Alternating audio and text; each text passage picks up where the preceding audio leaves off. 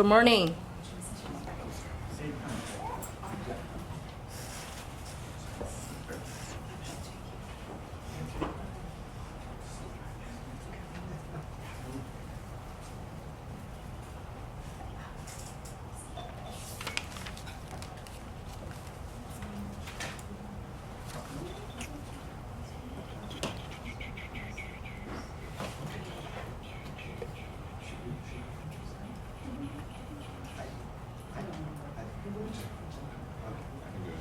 I got it.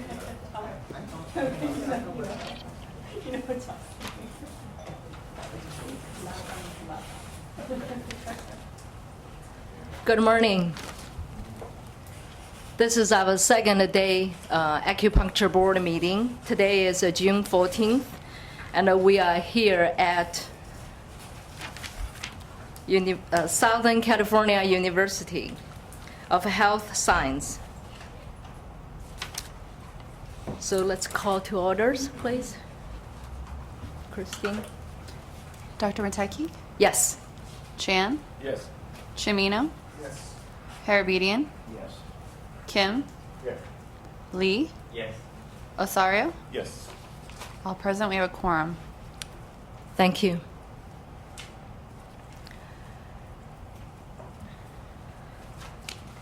So first, I just want to make some acknowledgement. We have been very thankful to our board members, and especially I want to make an announcement. Dr. Lee, Shudong Lee, actually flying in from China to attend this meeting. So he flew in the day before to LAX. Board members and everyone, we really appreciated your dedication. He's flying out tonight. Yes, so he's flew in all the way to attend our board meeting. I wanted to make acknowledgement, and also I have a education chair, examination chair, and everyone, all the board members has been really working hard to help.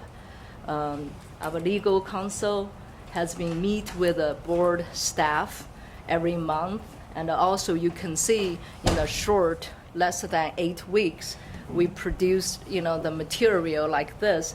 It's a lot work, and thanks our EO staff.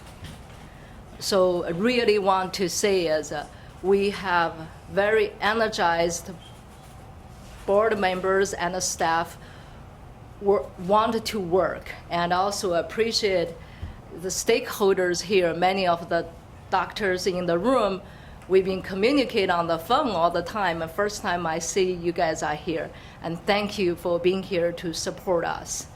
And we want to continue. Yesterday there's remarks regarding California has been the leaders for the country for many area, and we would like to how the best way to serve our Californians, the public, to the best level we can. But we need to work together, and we hear you how can make us better. And thank you. So let's move on to the agenda item number 3. Let's hear from the public, please. Public comments.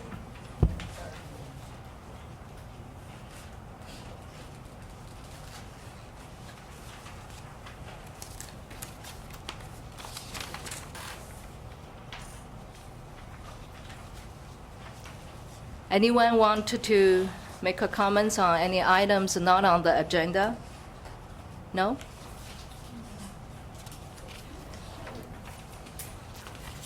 Good morning.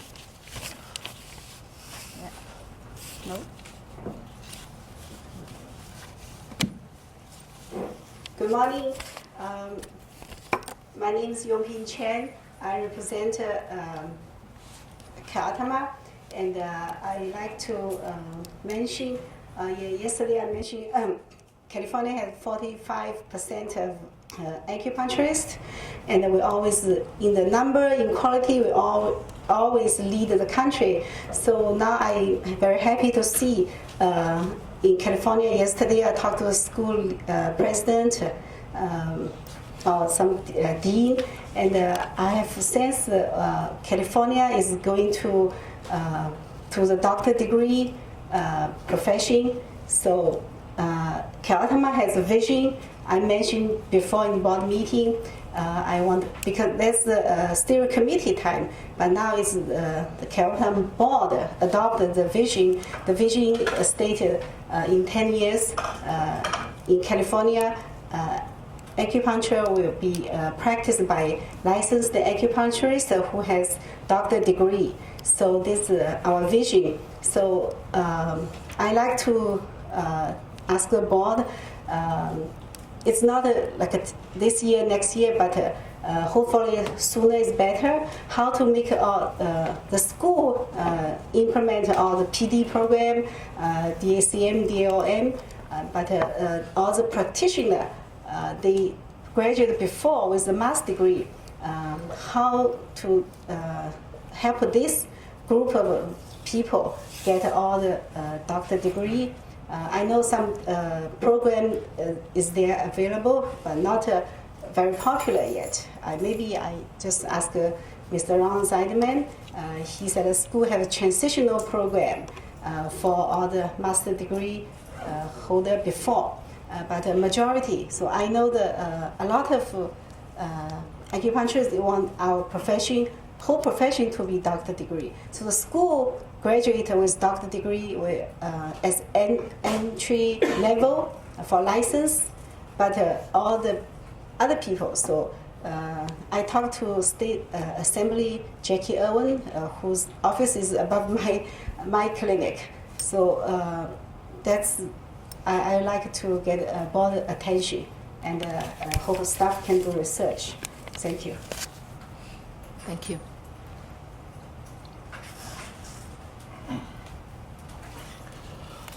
Let me just say. Good morning, board member.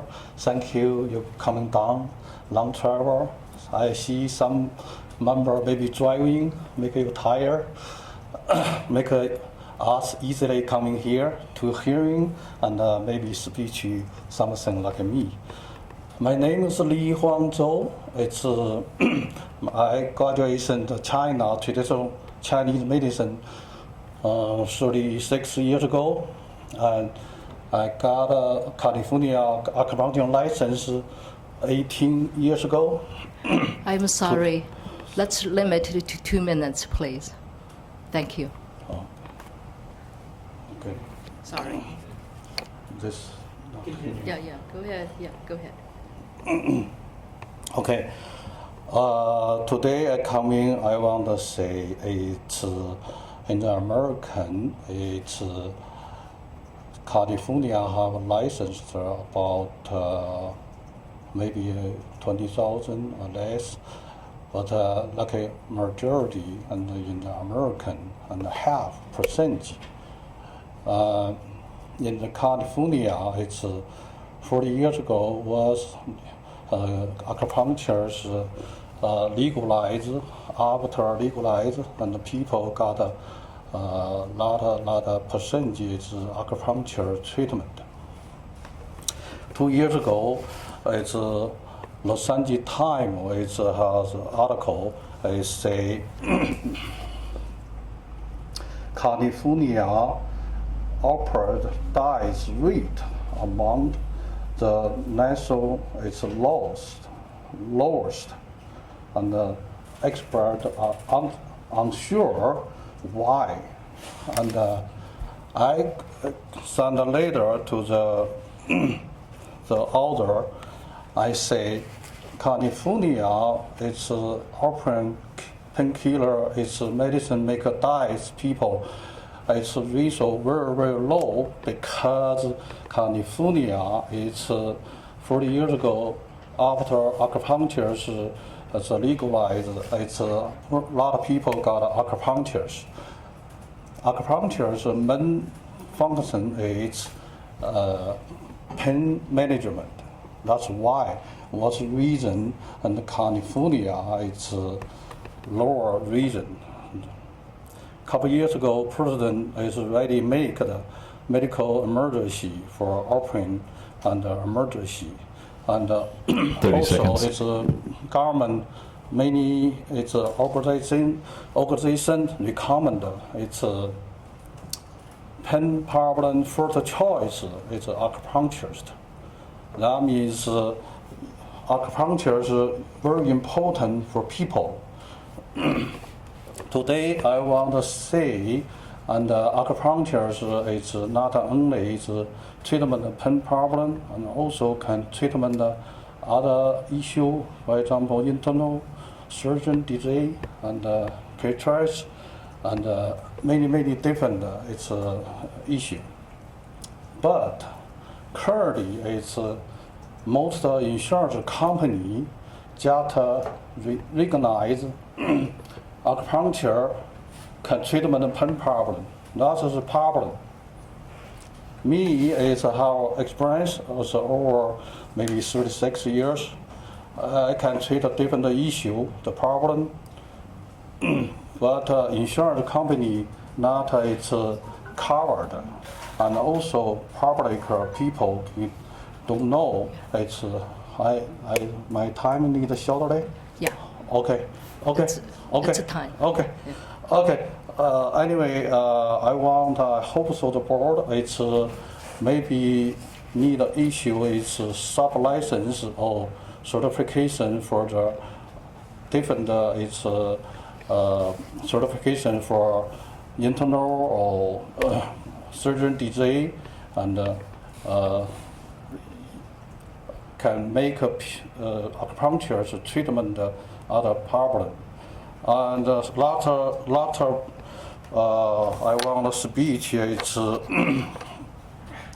FDA. Usually it's I've found some people some wrong, and he usually send a letter. Means he gave some of the people is running.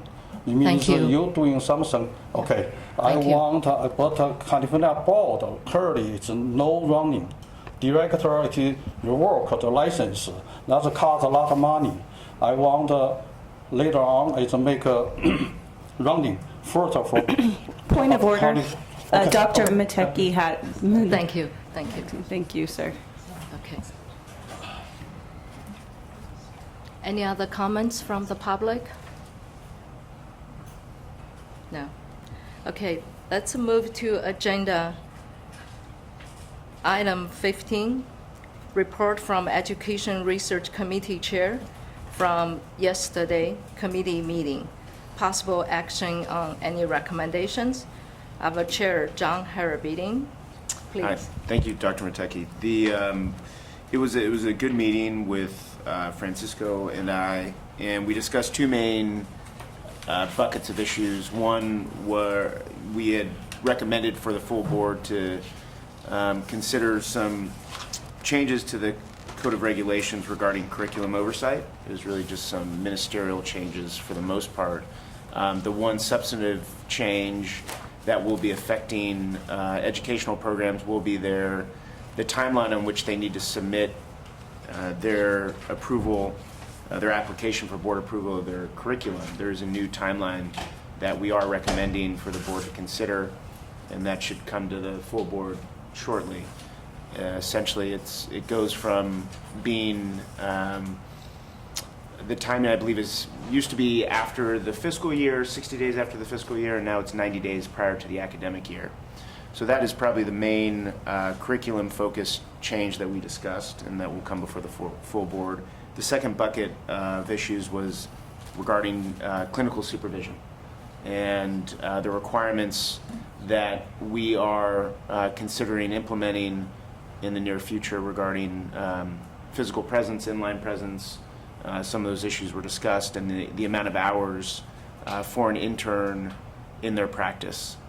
So I think that second group, that clinical supervision piece, needs to be, I think, discussed more, probably at the committee level and in partnership with our educational partners.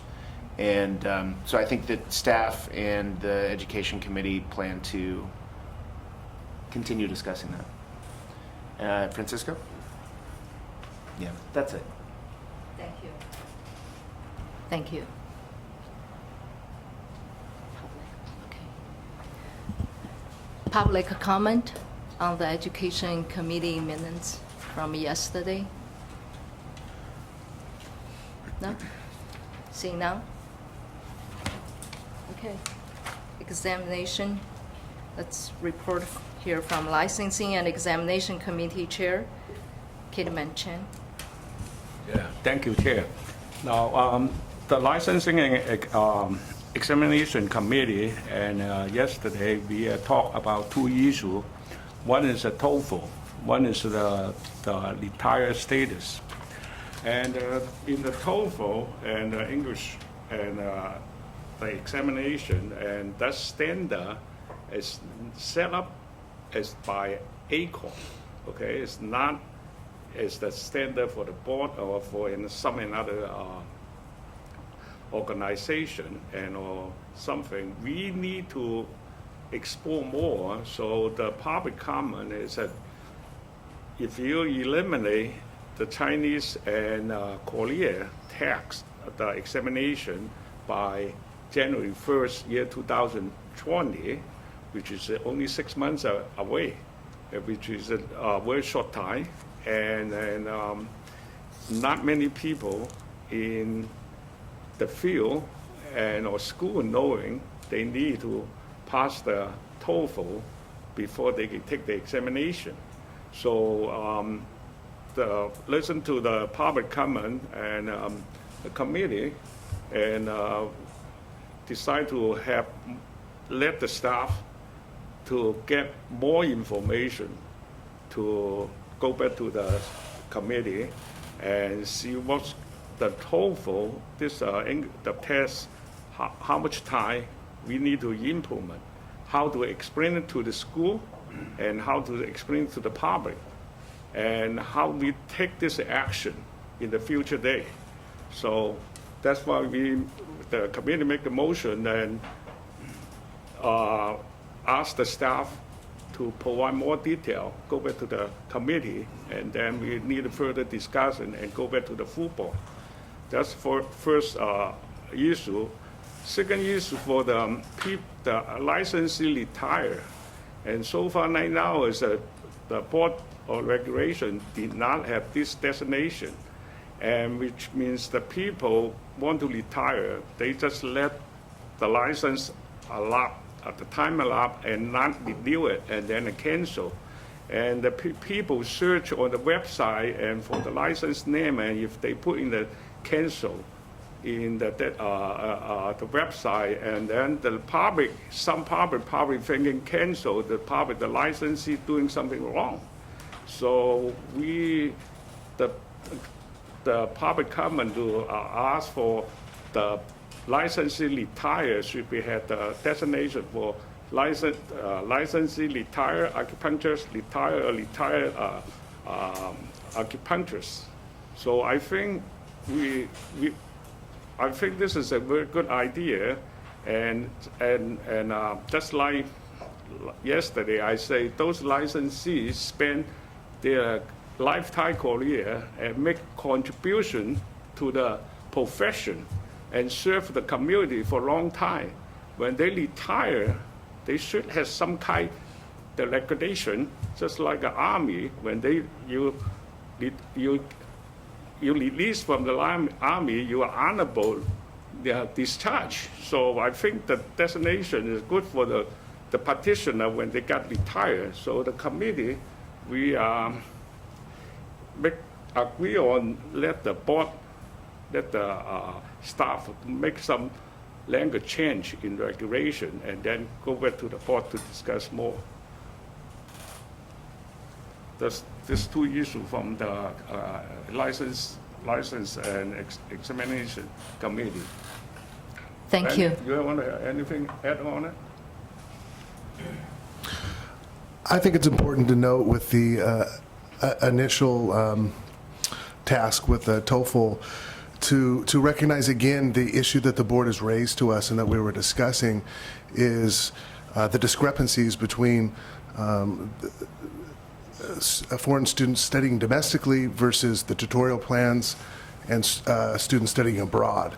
And so that's really was the focus of that particular portion was to get feedback from the public and to get us to start having a language that can get us to address that issue so we could best serve the public in that regard. Thank you. Any comments from the public? Jacques Marmarca, Amherst College. I do want to acknowledge all the work you did on that. I think it's really important to both use the standard of safety and also look at the reasonable level of TOEFL competency, especially on the speaking part. So thank you also for the retired position, because it's very, very hurtful. You said cancel is one thing, but the worst is that when it goes delinquent. So before it becomes canceled, it's delinquent. So you can check, and this professor is deceased, and yet it says delinquent on it, which is very hurtful for the students and for other faculty members to look at that. Thank you very much.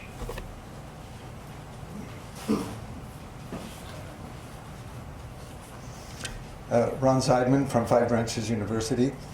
I want to thank the Education Committee for bringing up the TOEFL and discussing it, and to understand that this not only affects the students and those who can sit for the exam, but for us as a university, most important is the faculty. So there was a time, I remember it, where there wasn't this rich exchange between nations, but there is now. And one of the strengths of California in having strong education is because we have very good faculty that come and teach from Asia. And having a high TOEFL requirement, excessive, not regular or normal, means that those faculty will not be able to take the exam and practice and teach in California.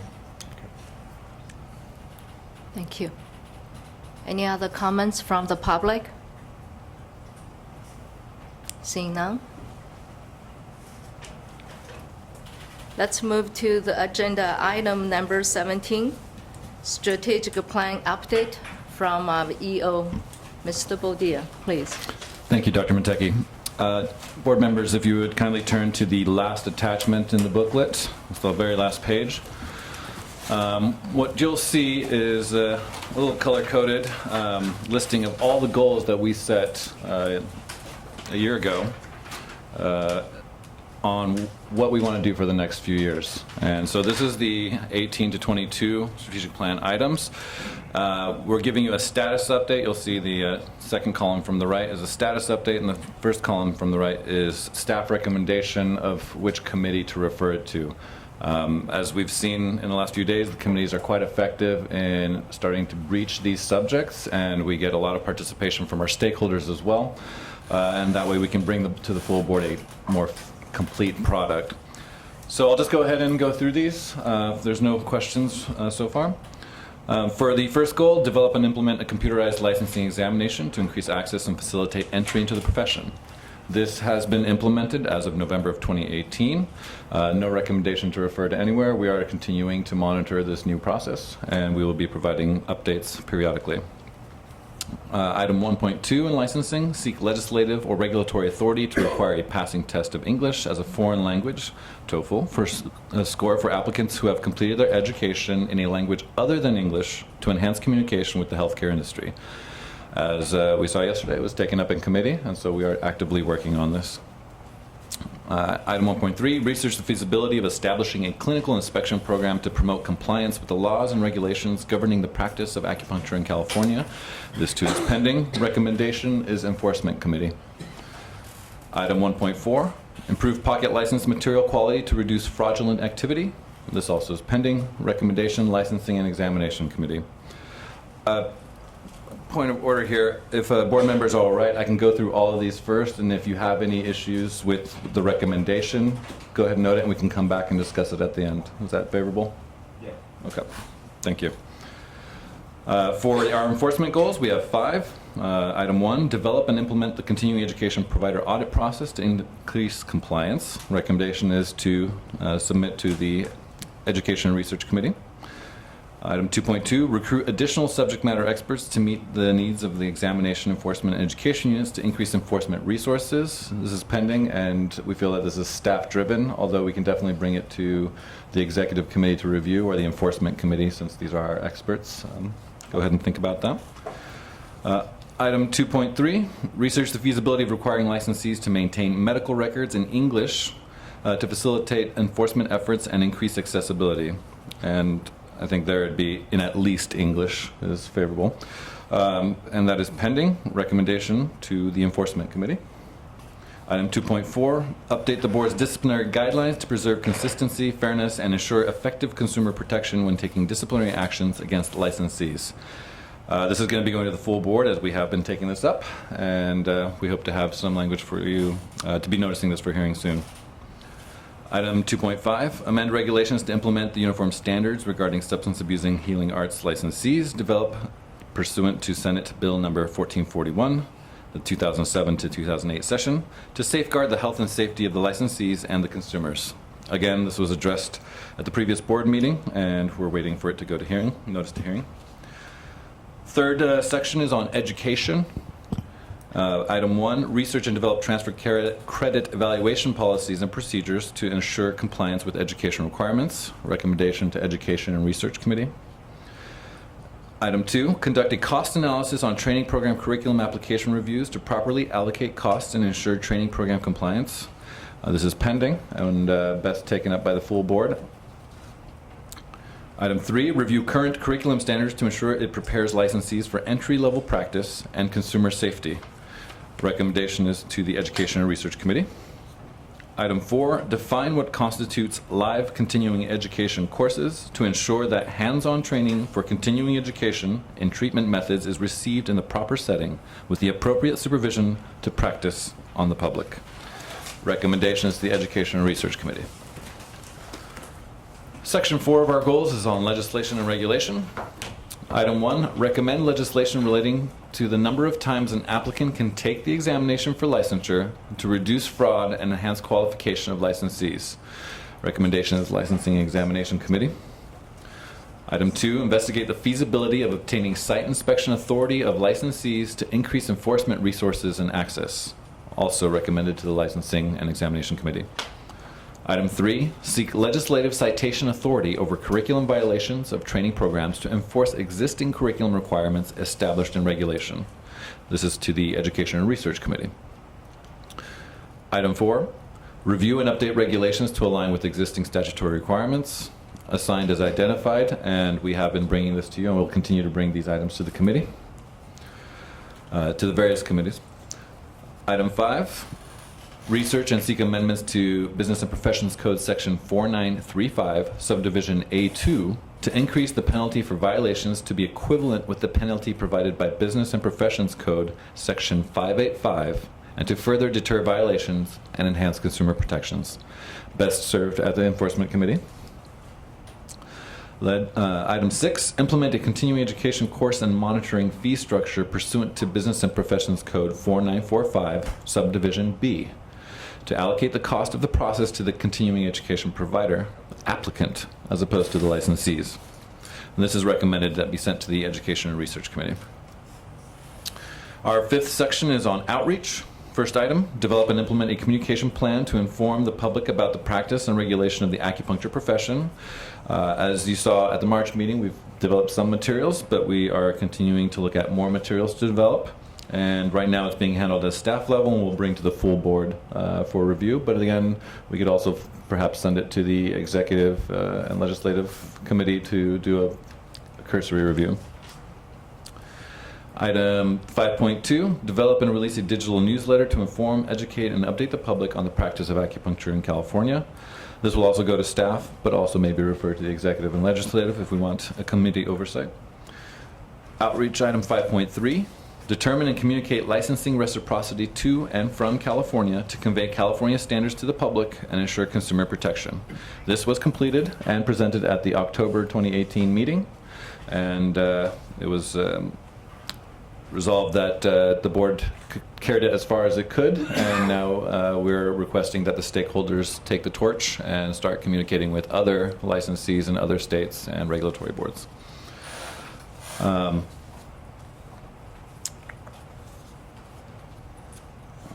Update and publish, item 4, update and publish an informational brochure to educate the public on the standards of practice. This is also pending and will be brought to the full board for review. Section 6 is on administration.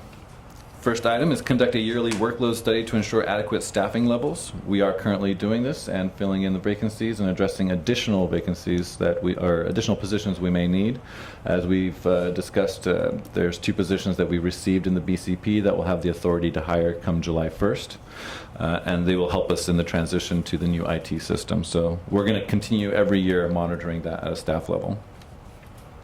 Item 6.2, map the board's business processes to procure an information technology system that addresses the board's functions. The mapping was completed in November of 2018, and so another item done. Item 6.3, conduct a fee study at the appropriate time to address the board's budgetary structural imbalance. And this fee study is happening right now. The full board will be reviewing the results of that fee study at the August meeting, and we will have our consultant that we utilize for this present to provide the information. Item 6.4, respond to the Department of Consumer Affairs routine internal audit to address any findings. Staff is currently working on this and expects to be done by December. Admin, item 6.5, expand targeted training and materials to educate board members on board governance and subject matter. We recommend to the Executive and Legislative Committee, but as you heard yesterday from Matt, we are actively engaging in developing training matters, training programs for the board members. We have a budget training in place, and we're also looking at showing you aspects of the enforcement and licensing units. Any questions so far on the items and the recommendations?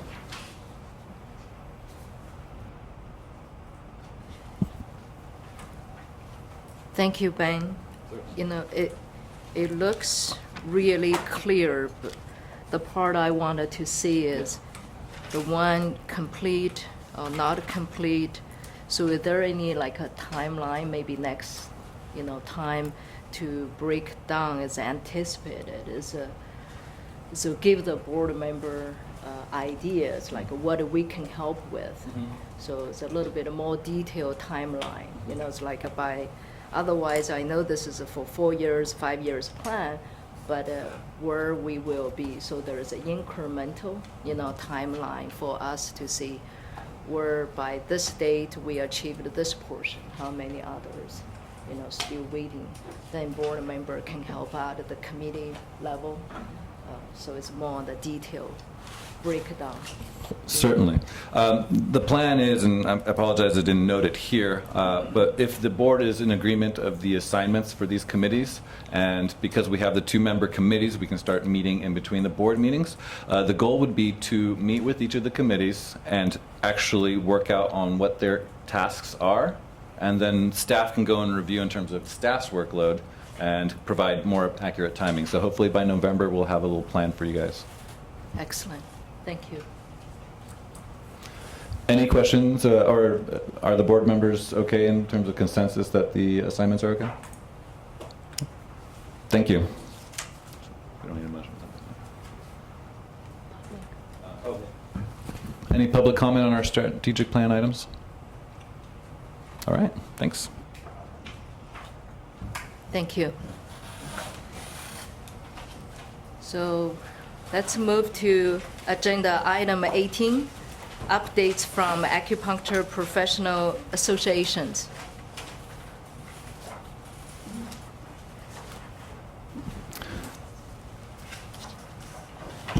Thank you, Dr. Murteki. We reached out to all the associations registered on our website and notified them. We received 2 RSVPs from CalAPMA and CAUA, and I believe Michelle Lau also responded. So if they're available, please. This is just for the strategic plan update, but we will get you set up for the presentation shortly. Or do you need that for your association update? I was going to do that for the association update. Or I can hold on. However, whatever your pleasure is. Mrs. Yu, is it possible to get that set up for CalAPMA? Thank you.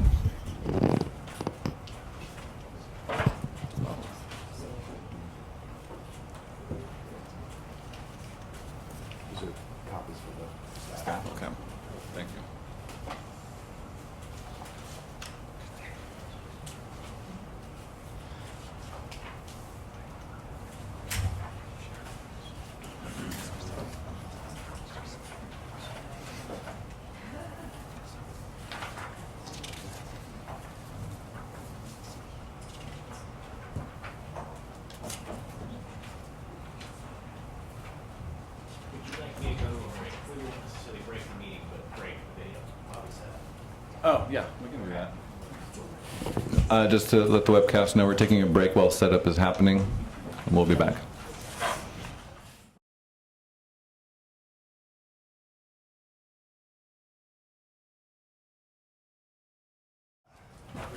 Thank you. All right. So, can you hear me okay? No. No. The mic on? How about now? Okay. So, my apologies for adding like 30 minutes to this meeting right now. I didn't. That was not my intention. But I appreciate the opportunity. I appreciate the time on the agenda. Ben has been great and responsive in allowing us the time. And once again, I'm David Quackenbush, the Executive Director of CalAtma, which is the California Acupuncture and Traditional Medicine Association. I'm going to go through some slides to talk about our brief history and about our plans for the future. So I don't need to tell you all this. There's over 12,000 licensed acupuncturists in the state.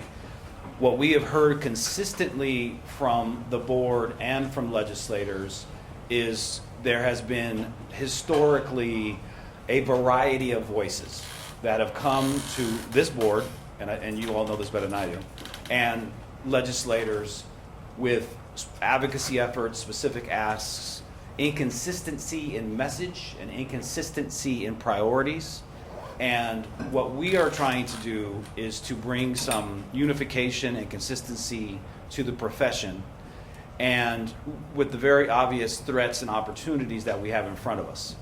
You'll hear more about dry needling and other professionals doing what we consider acupuncture in a variety of settings, not having gone through the education and licensing that we think they should.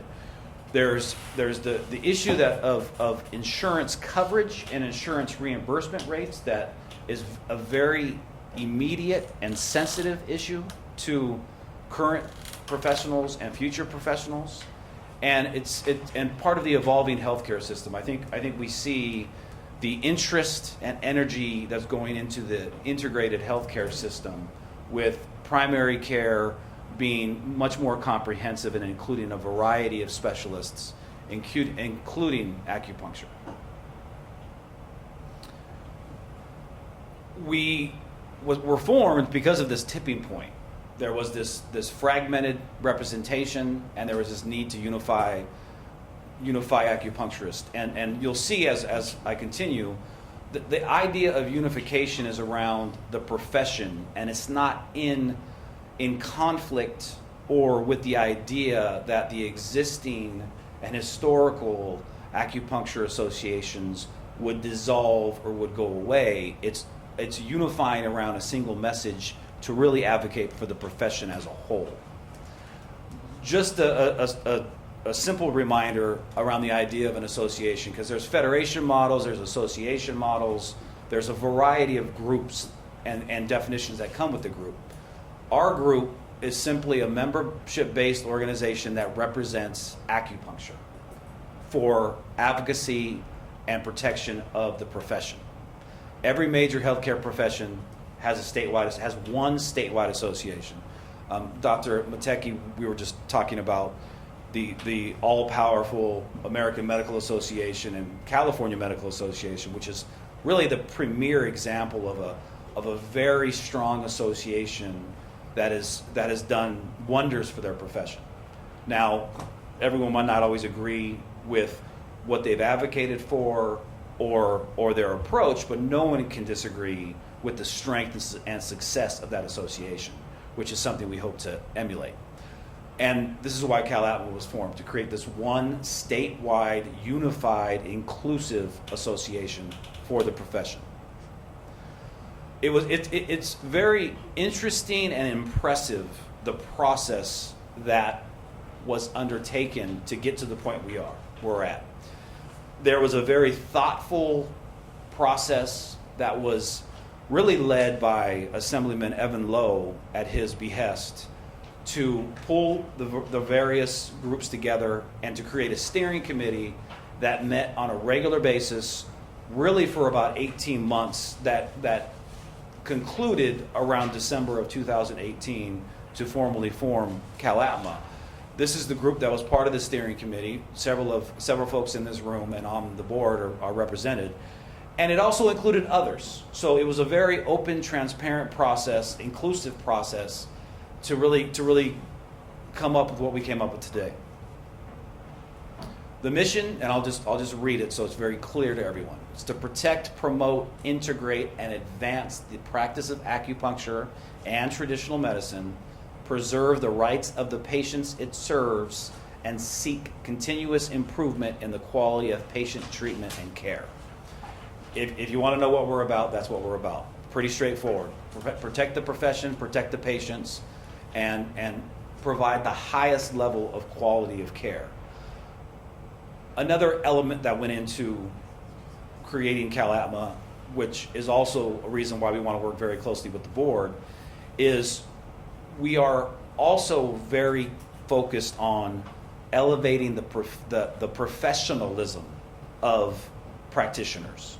It's very important that acupuncturists are seen as professional healthcare providers in the healthcare delivery system. That means a variety of things to a variety of people, but in order to have the insurance conversation, in order to have the reimbursement conversation, in order to be successful in Sacramento and in Washington, D.C., acupuncturists need to be seen as professional healthcare providers, and that's part of our mission. The steering committee evolved into our board of directors, and this is our current board of directors. And Michael Fox and Young Ping are in the room, and Neil was here yesterday and should be shortly. So you know our members, you know the board, you know the leadership. That gives you a sense of what we're about. And I'm the executive director, and it was very intentional that they brought me on as the executive director, who is not a licensed acupuncturist. So the majority of the groups that have formed to advocate for acupuncture in California and really around the country are led by very passionate and strong board members. There are very few that have a employed, paid executive director. It's very intentional. Also, I have a history of association management and advocacy and lobbying in Sacramento and DC, which was also very intentional. They wanted a presence in Sacramento. They wanted someone who had done advocacy for healthcare, and they wanted somebody who has a long history of association management. And I've played a variety of roles in associations, and I completely appreciate and supportive of the concept of a professional association. And I also am very strident on supporting the board in their role in doing that. I'm a Sacramento native. I'm a Sacramento resident. Some folks, I'm always amazed by some folks' personal paths. And as you know, many licensed acupuncturists have very, very interesting personal and family backgrounds they've traveled around the world. And I always reiterate, for better or worse, I've never lived anywhere else but Sacramento. I'm a Sacramento native, Sacramento resident, been doing advocacy in the legislature for 20 years. That's what I know, that's where I live.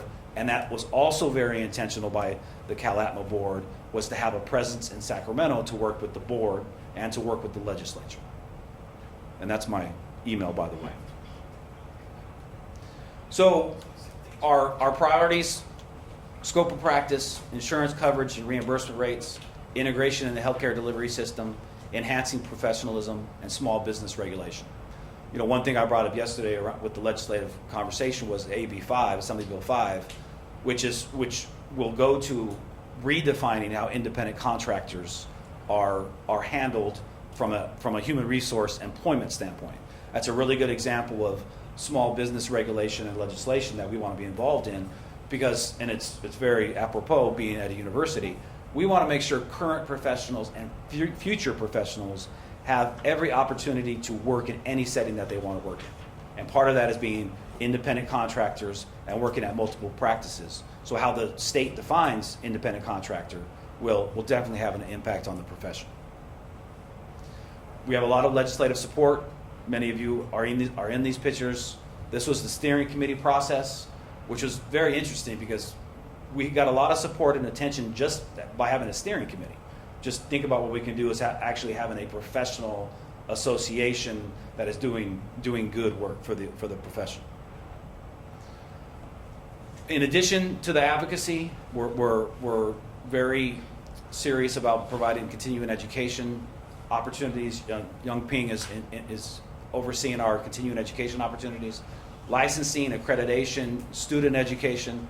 Had a great conversation with the universities yesterday. I think the colleges and universities will be very, very strong partners. I think they understand that we want to create a cooperative and collaborative relationship, because the universities are probably the most important to the future of the profession, and we want to make sure we're doing everything we can to work with them. And I also heard loud and clear that CalAtma needs to be involved in creating employment opportunities for current and future acupuncturists, which I think we threw around some brief but very creative opportunities to create new jobs. And we appreciate and we understand that's important.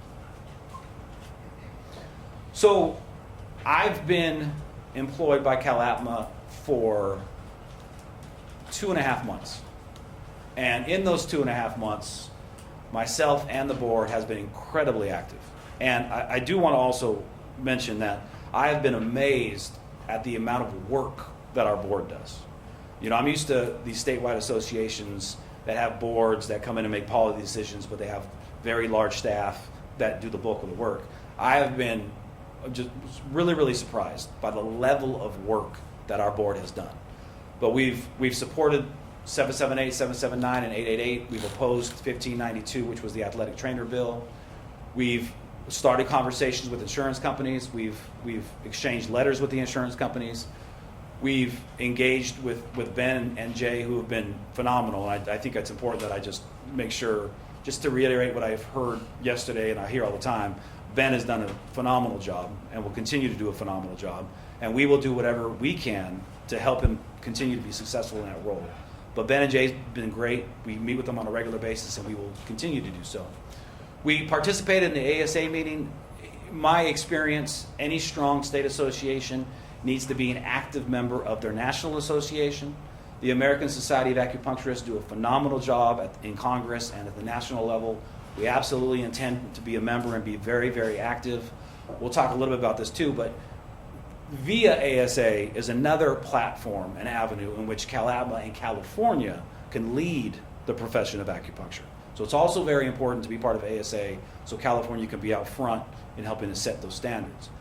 We've started a conversation with NCCAOM. I know there's a lot of, I don't know if controversy is probably too strong of a word, but I think there's a lot of misunderstanding about what NCCAOM is trying to do. I've met with them numerous times. Their CEO was supposed to be here today, Corey, but she couldn't make it the last time. She let me know that this morning.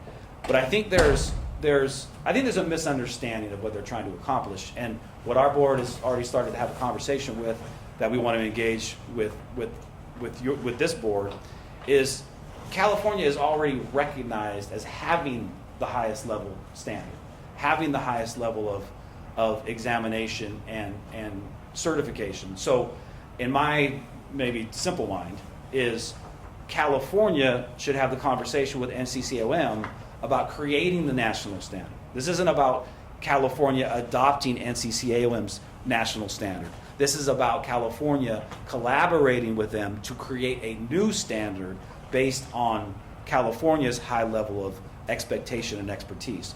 This is somewhere California and the board, your board, can really provide a lot of leadership.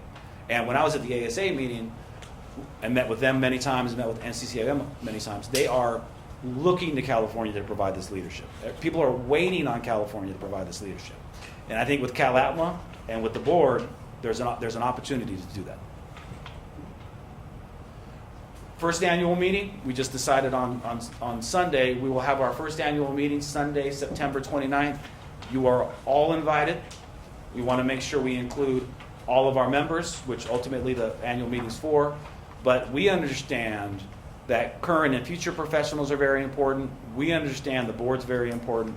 We understand our education and business and industry partners are very important. So we intend to have a very open and inclusive annual meeting, and we would love to see you all there. Part of it is an opportunity to thank Assemblyman Evan Lowe. This is in his district, by the way. We are a little bit strategic in how we go about our business. But it's very important. We would love to have you all there and to have a good showing. This is the website. This is the phone number. This is the general email. You saw my email. I believe Ben will provide these documents as part of the meeting packet once all the webcast, the meeting minutes, and all that is put on. So this presentation will be on the website at some point. I appreciate the opportunity to be here. We are very serious in how we collaborate and cooperate with folks. So again, thank you for this opportunity, and I look forward to working with all of you. Thank you.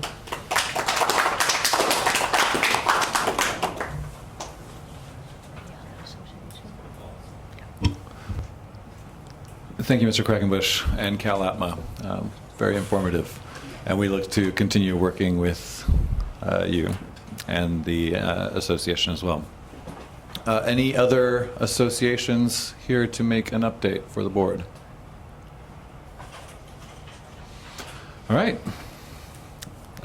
Public comment on the association update? Seeing none? Dr. Mateki?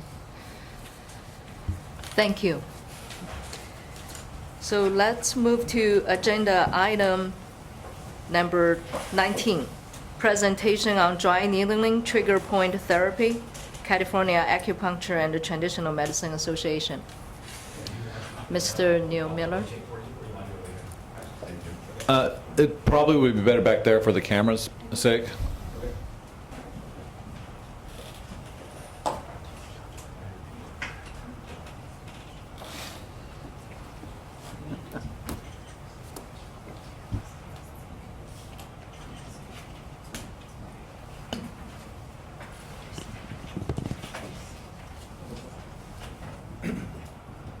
Thank you very much for allowing Cal Atma this opportunity to talk about the subject dry needling.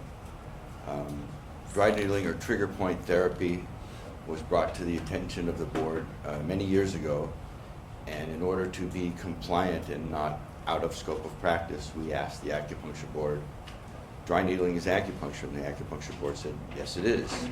And over the years, the board has on many occasions reiterated that it is part of our scope of practice, and it wasn't in others. But throughout the country, dry needling has been going from state to state to state.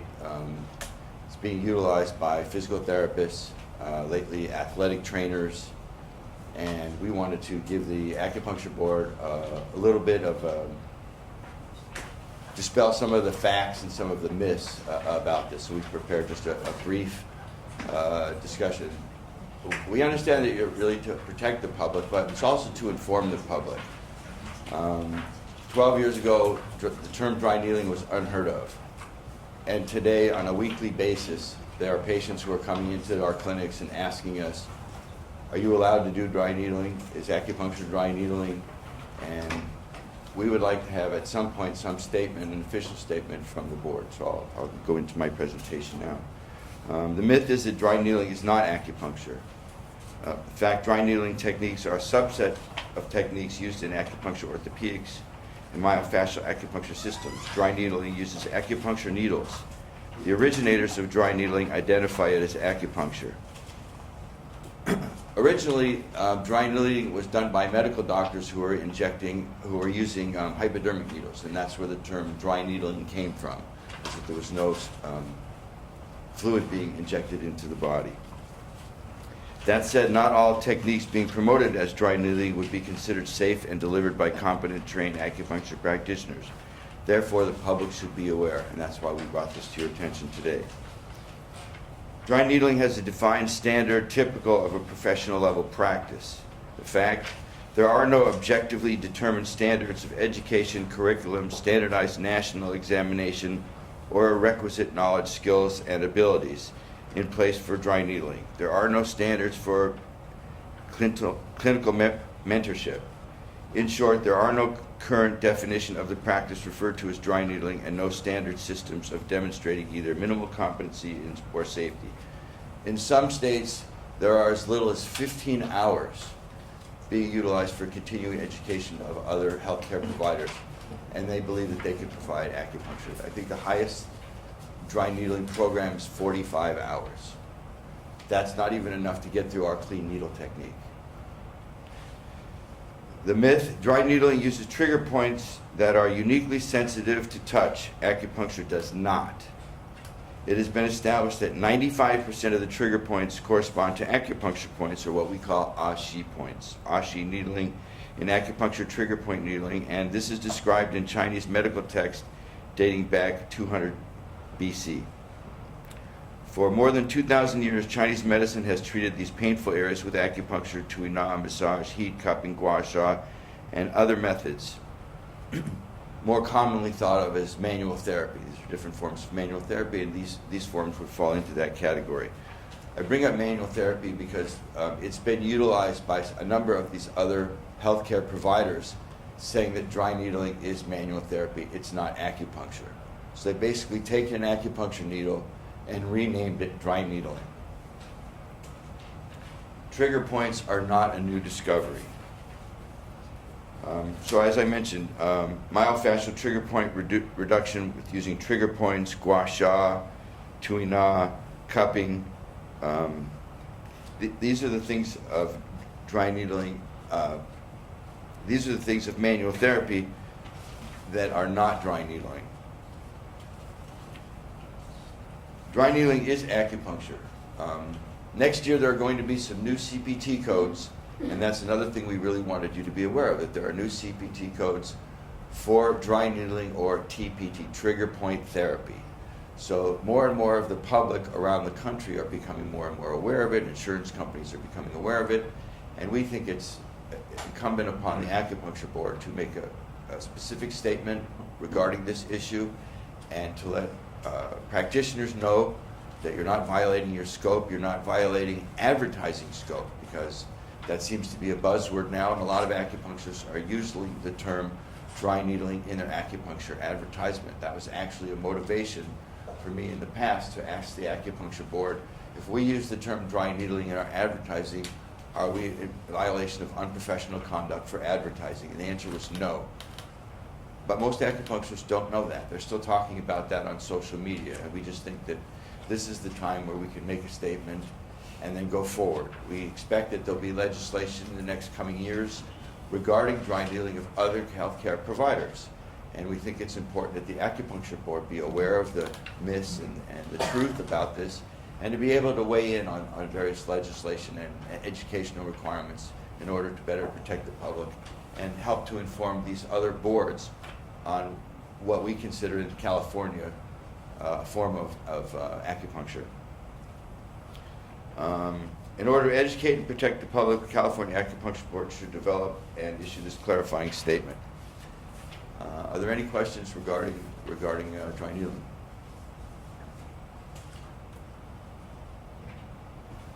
I have a question. I guess what would the clarifying statement be? I'm a little confused actually now as to what dry needling is, because it is acupuncture, but folks who aren't licensed, trained acupuncturists are using it. So what exactly is the clarifying statement? In California, acupuncture, dry needling is a form of acupuncture. And the acupuncture board has reviewed a little bit of the history, and you understand, and we would like the public to know that dry needling is within the scope of an acupuncturist. As I said, we anticipate legislation to come forth, and when legislation comes forth, the acupuncture board will be weighing in on legislation as they do. And it's important that you say acupuncture is dry needling, and we're not trying to restrict other practitioners from using this. It's just been a farce around the country. It's like putting a lion's head on a dog. It's still a dog. This is an acupuncture needle. When someone's doing dry needling, they're using the same needle. And it's important that the public be aware of this, and practitioners be aware that they're not violating advertising and unprofessional conduct by using the term dry needling. It wasn't a term that existed for, thousands of years. It's a term that existed within the last 12 to 15 years. And so we need to incorporate new terms that are used to describe this. It's used as a political thing around the country where we don't have a lot of Asian practitioners and a lot of Asian people, not a lot of Asian legislators, and so they don't really understand acupuncture, let alone dry needling. So other professions have been characterizing acupuncture as being unscientific. They're saying that it's based on ancient Taoist treaties and that it's not medicine, that it's based on yin and yang, and that what they're doing is medical. And it is medical, and we have determined that in this state. And so it should just be made clear for the public, for insurance companies. There are some states where the dry needling and the physical therapists are so powerful that they've been influencing insurance companies to cover it, even in lieu of acupuncture, saying that it's not scientific.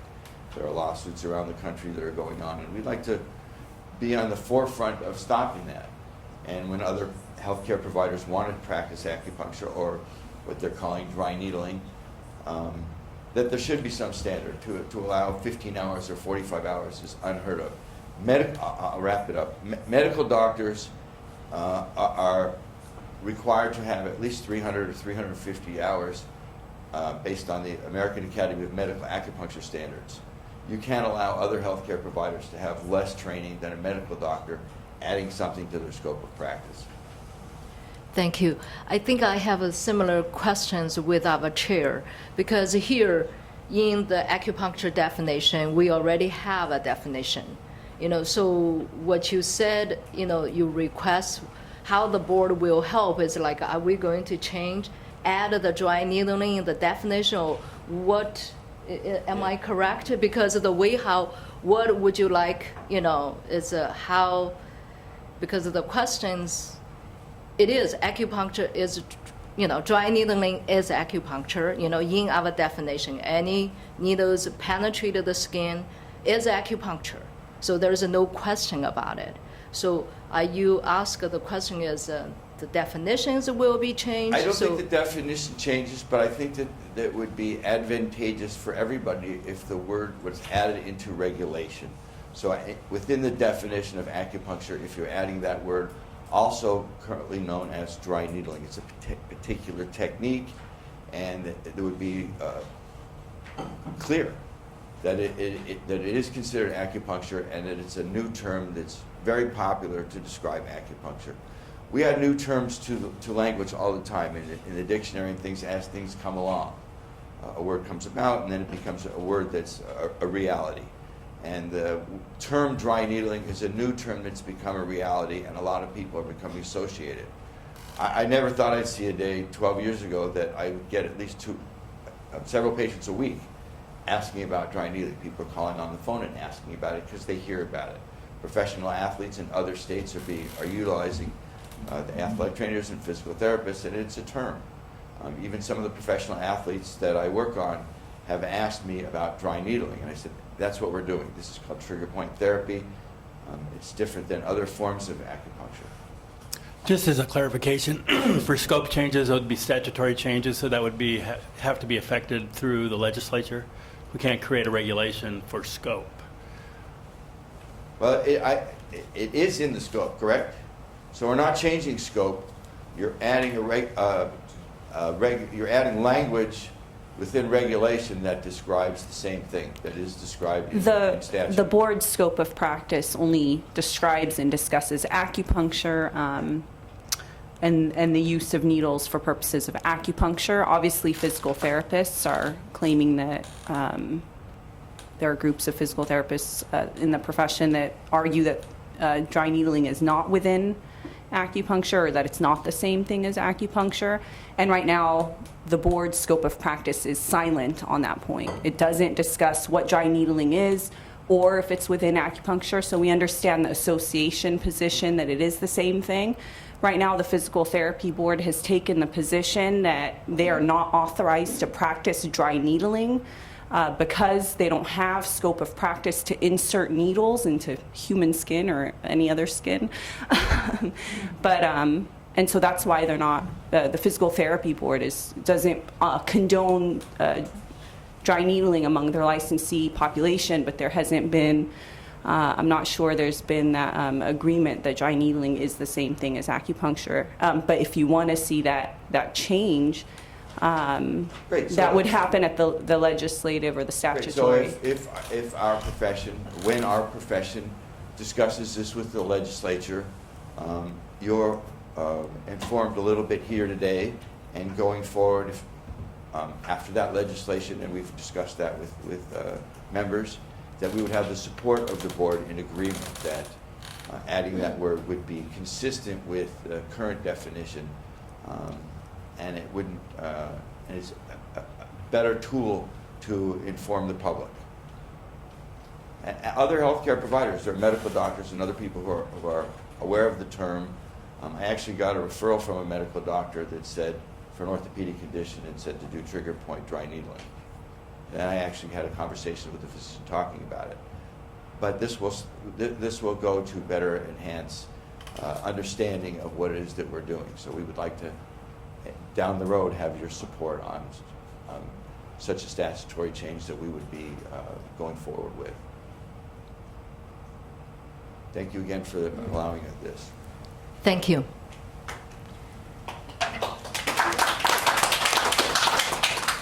Any comments from board members? Yeah, I 100% agree with you. I'm as a board member, but I'm also a practitioner. Yeah, I feel the threat that dry needling can be spread out, especially I think in different states. But in California, luckily there is some legal issue like scope of practice and all that.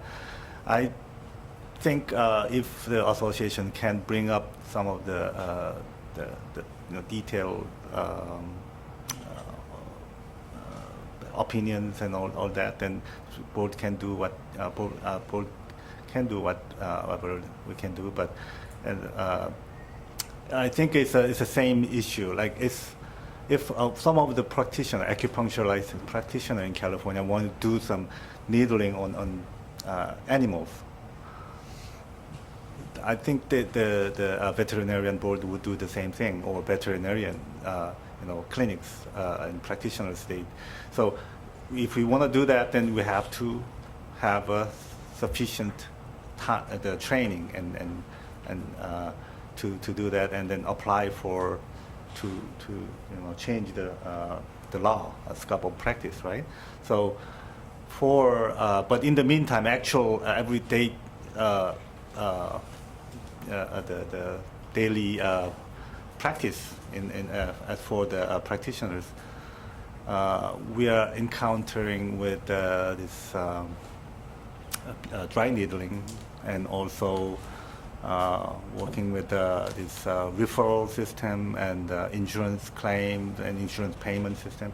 So I think it's the association's job to promote that promotion, but as a board, we can help you and promote in our end. As I've stated in the past, CalAtma really is breaking new ground in working with all of the stakeholders. That includes the acupuncture board, the schools, the educators, all of the different associations, and the legislature. California is a uniting force in California acupuncture politics, and that's what we want to do. We want to work in cooperation with the board, other associations, the educators, and let the legislature know that we're not a fractured profession, that we're going in the direction, and if we're all in agreement on something, then it makes things a lot more smooth, and we can do a better job for us to serve the patients and for you, the board, to protect the patients. Thank you.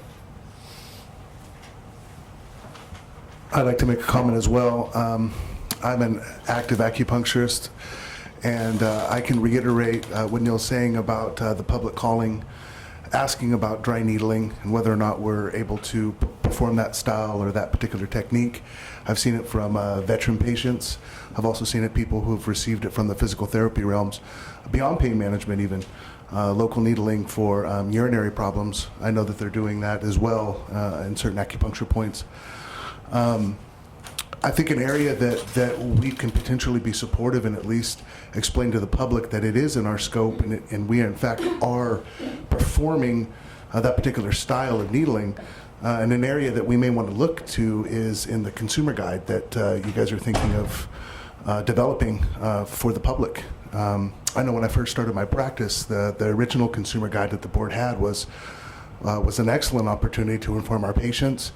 And there could be some language in there that does discuss this topic because it is not going away. And to protect the profession as well as to inform and protect our public, that could be a great avenue to speak of the our involvement or our understanding of that particular modality that's becoming ever more popular. That's a great suggestion. As you know, we've been trying for the last 8 years to get a new consumer guide, and I worked a lot on the several of the first 4 incantations of that, and we want to work with the board going forward. So with whatever committee you assign that to, CalAtma will be active in helping you design things and informing the board on things that we think as an association that the consumer needs to know. Thank you. Thank you. No? Any other board member comments? Okay. Thank you, Mr. Miller. Public comments, please.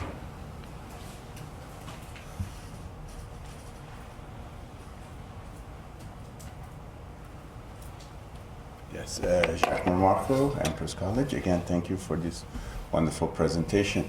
The one area that's really, really important, and for some of you that are not acupuncturists, is that the dry needling used to be insertion and removal on the trigger point. But what the PTs have done, and some of them, the chiros, with, as said, as low as even 12 hours. Some of the states allow the 12-hour course. They call it now homeostatic dry needling, which means needle retention. Virtually it's acupuncture. Even though they haven't been trained with the diagnostic method, they do this cookbook acupuncture and they retain the needles. And they're really doing this, as mentioned, without the 300 hours that are required by medical doctors. So I think we're the last, basically the last bastion to stand up with the PTs. They've gone over the whole country right now and just crushed every single state, with the exception of maybe a couple. So it's really, really at our doorstep, and I'm sure they're going to make a big move for California, so we have to be prepared. So thank you for taking this very serious infringement on our profession. Thank you. I'm sorry. What's the name? This new name? Jacques Marco, Empress College. No. The homeostatic. No, they now use the term homeostatic dry needling. Homeostatic Basically dry- balancing the body with the so-called dry needling, which has nothing to do with trigger point. So that's just a sneaky way of bringing it into their practice.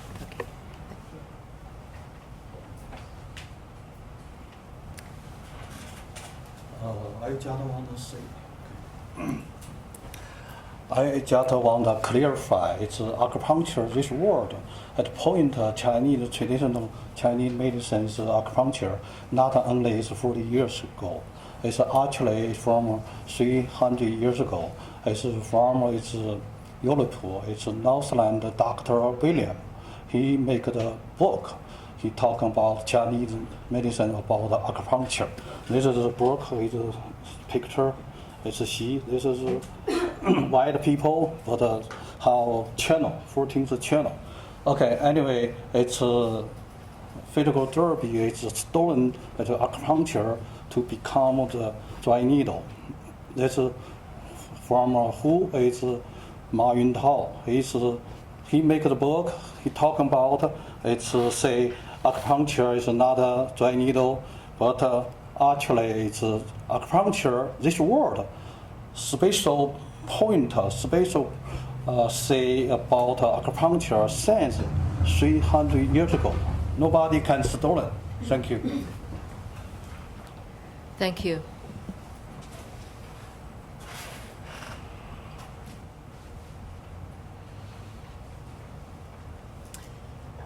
Ron Zeidman from Five Branches University. So of course I support the statements that have been made. Part of the tone of what we're hearing is this avalanche is coming upon us. And I think with a strong board and a strong CalAtma, we can create great strength in California that this is acupuncture, this is how you become an acupuncturist, and whether you call it this or that makes no difference. This is what you need to do. And then we have the opportunity, as we have done for many years in the past, to influence the rest of America. So I give my thanks to the organizers of CalAtma and to the board, and I think success with this agenda can reverse that flow and really create new standards for what is acupuncture and how it's regulated in the U.S. Thank you.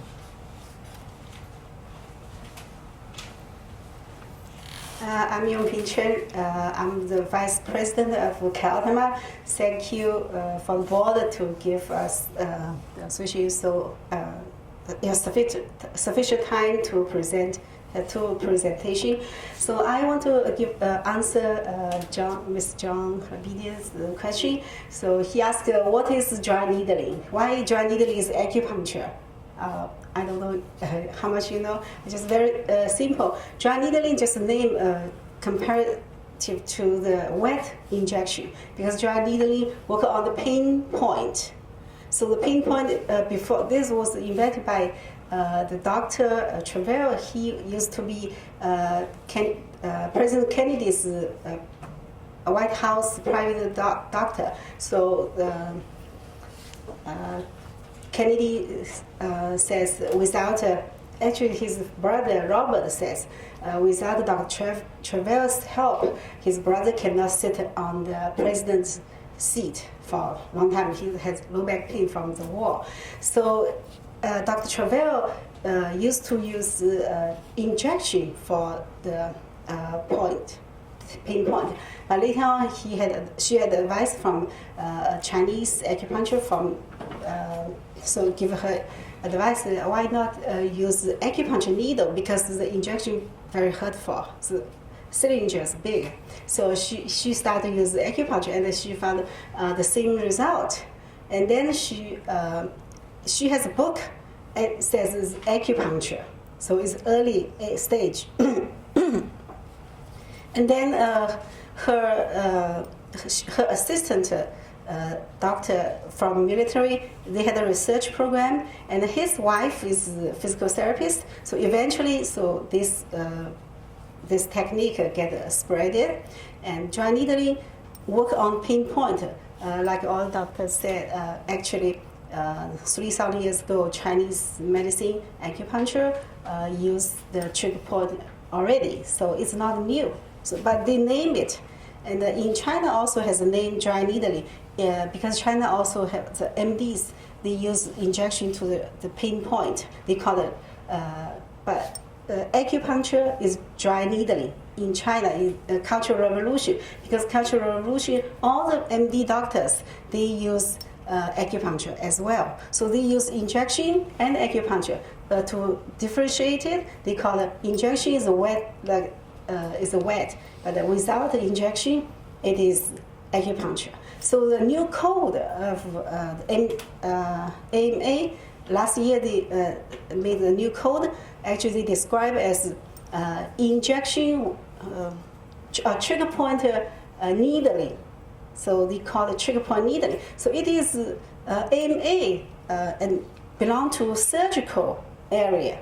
So that's why we think if acupuncture board re-clarify dry needling is acupuncture because it's not in physical therapists, not in acupuncture, but in the search related with all the acupuncture. So dry needling acupuncture, they have, like if you're on website, they have correlation.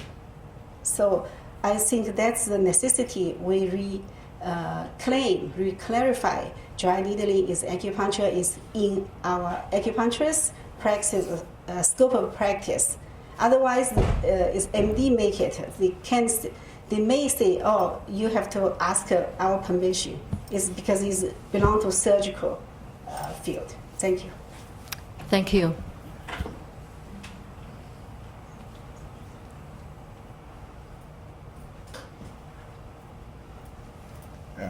Thank you for the very precise description about Dr. Travell's original work. Just an FYI, a note, the new book, the new edition of Dr. Travell, they removed the word acupuncture. The original one had the word acupuncture in there, but the new one they just eliminated. So that was an interesting fact of part of this wave of not using that word. Thank you. Thank you. Any other comments from the public? No? See none? Thank you.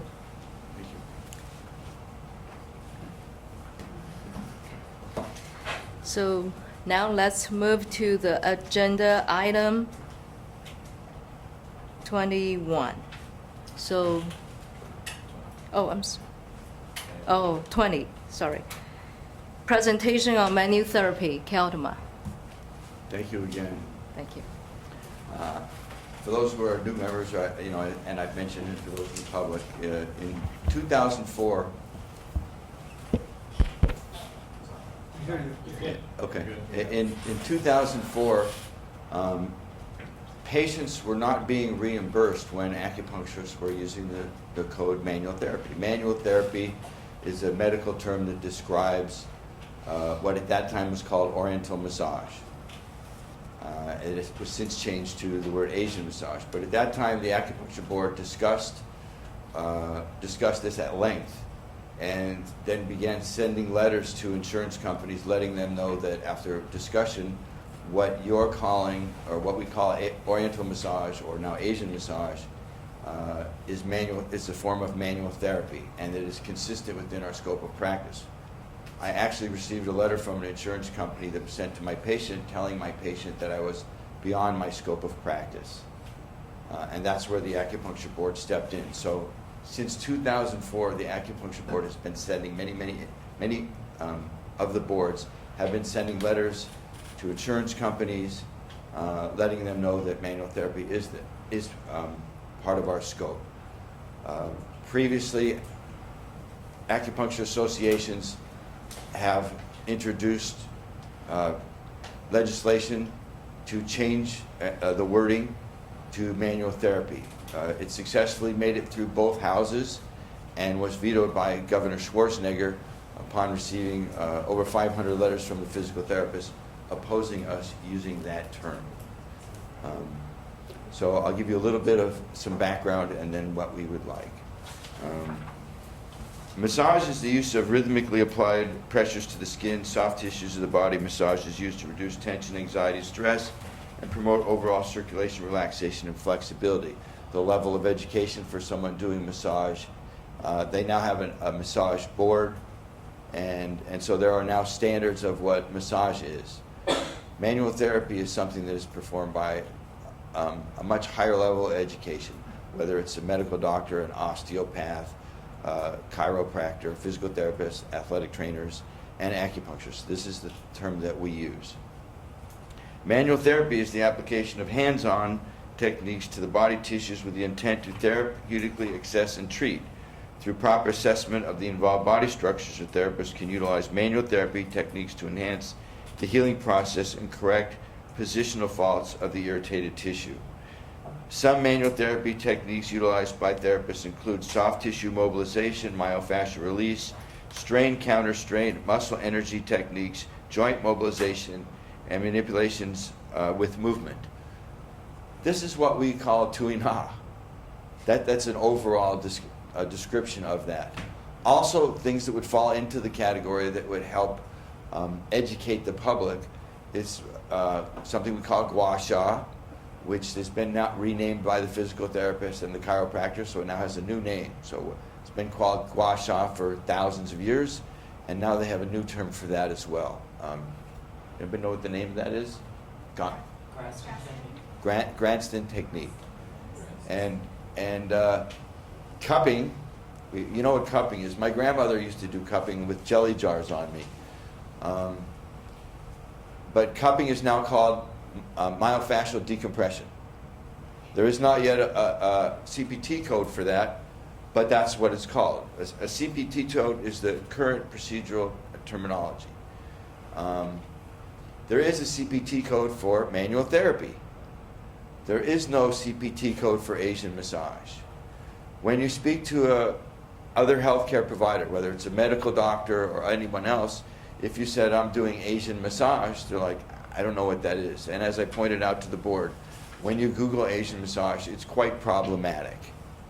It just has pictures of naked women, and it's promoting something that we don't want associated with our profession. And we've been after the board to support the changes. When we as a profession, introduced legislation that went to the governor on 2 different occasions, the board's position was in support. So when CalAtma goes and introduces legislation, hopefully next year, we are hoping that the board will be in support of this. And we also think that it goes broader because it will cover cupping and gua sha and tui na. So terms that are ancient and have been around for thousands of years, we'll be using modern, current medical terminology to discuss what we are. It's bringing us into the modern world with the language that we use to describe what we do to, whether it's third-party insurance companies or to patients that they know what we do, or in my case, to healthcare providers. It's a very important term to talk about what it is that you do. And when I write a medical report to the doctors from the various hospitals that refer me patients, that's what I'm writing in my report. We did acupuncture and manual therapy. They understand what I'm talking about. And if I said acupuncture, manual therapy, including myofascial decompression, they're not quite sure, but they understand technically what it means. And then I'll talk about cupping, and they'll say, oh yeah, my grandmother did that to me. So that's what we're doing. What we want to do is we're going to define manual therapy. We're going to codify manual therapy in statute, and we would love to have your support on this. Our next steps are, as an association, on the issues that we brought forth today in our discussion, both the dry needling and manual therapy, are to continue our conversations with the legislature, Assemblyman Lowe, who's the chair of the Assembly Business and Professions Committee, and on the other side in the Senate, to work with them as well, to inform them, because they changed language. And as I pointed out before, it's consistent with the Little Hoover report that the board work with the legislature on the language so that it gives a better understanding to the public and to all stakeholders on what it is that we do. So we want to collaborate with the board, with the legislature, and nationally, CalAtma is working with the ASA, the American Association of Acupuncture, and so what I'm discussing today is consistent with the trend in acupuncture, and it's incumbent upon California, as David said, to be the leader. When Asian medicine came to America, it started in California. This is the seed of Asian medicine in America, and with such a fine board and a united association and a legislature that's listening to us, now is the greatest opportunity of my life to really serve the public, protect the public, and go forward in a very positive way. So we look forward to working with you on this issue, and we really appreciate the time that you would allow us to discuss this. Are there any questions?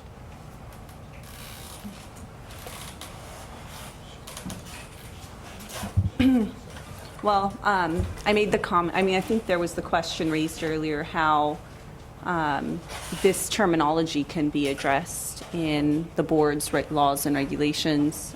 And Jay, thank you. You mentioned that you thought it might require a statutory change, but generally I point the board and the public to Business and Professions Code, Section 4927, which is the definitions provision. It defines acupuncture and what it is. And I'll pull it up.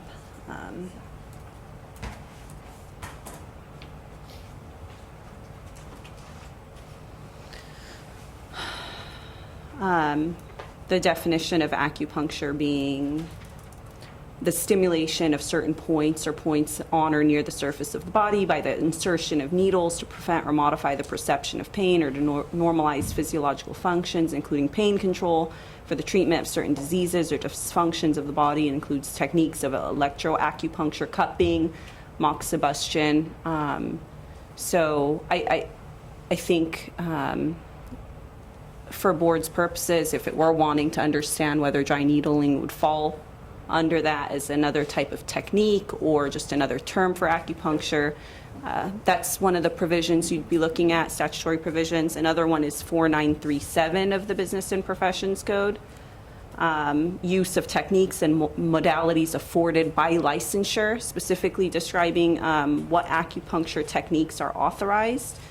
And it talks about Asian massage, and I think the discussion of manual therapy versus Asian massage could probably, be addressed there.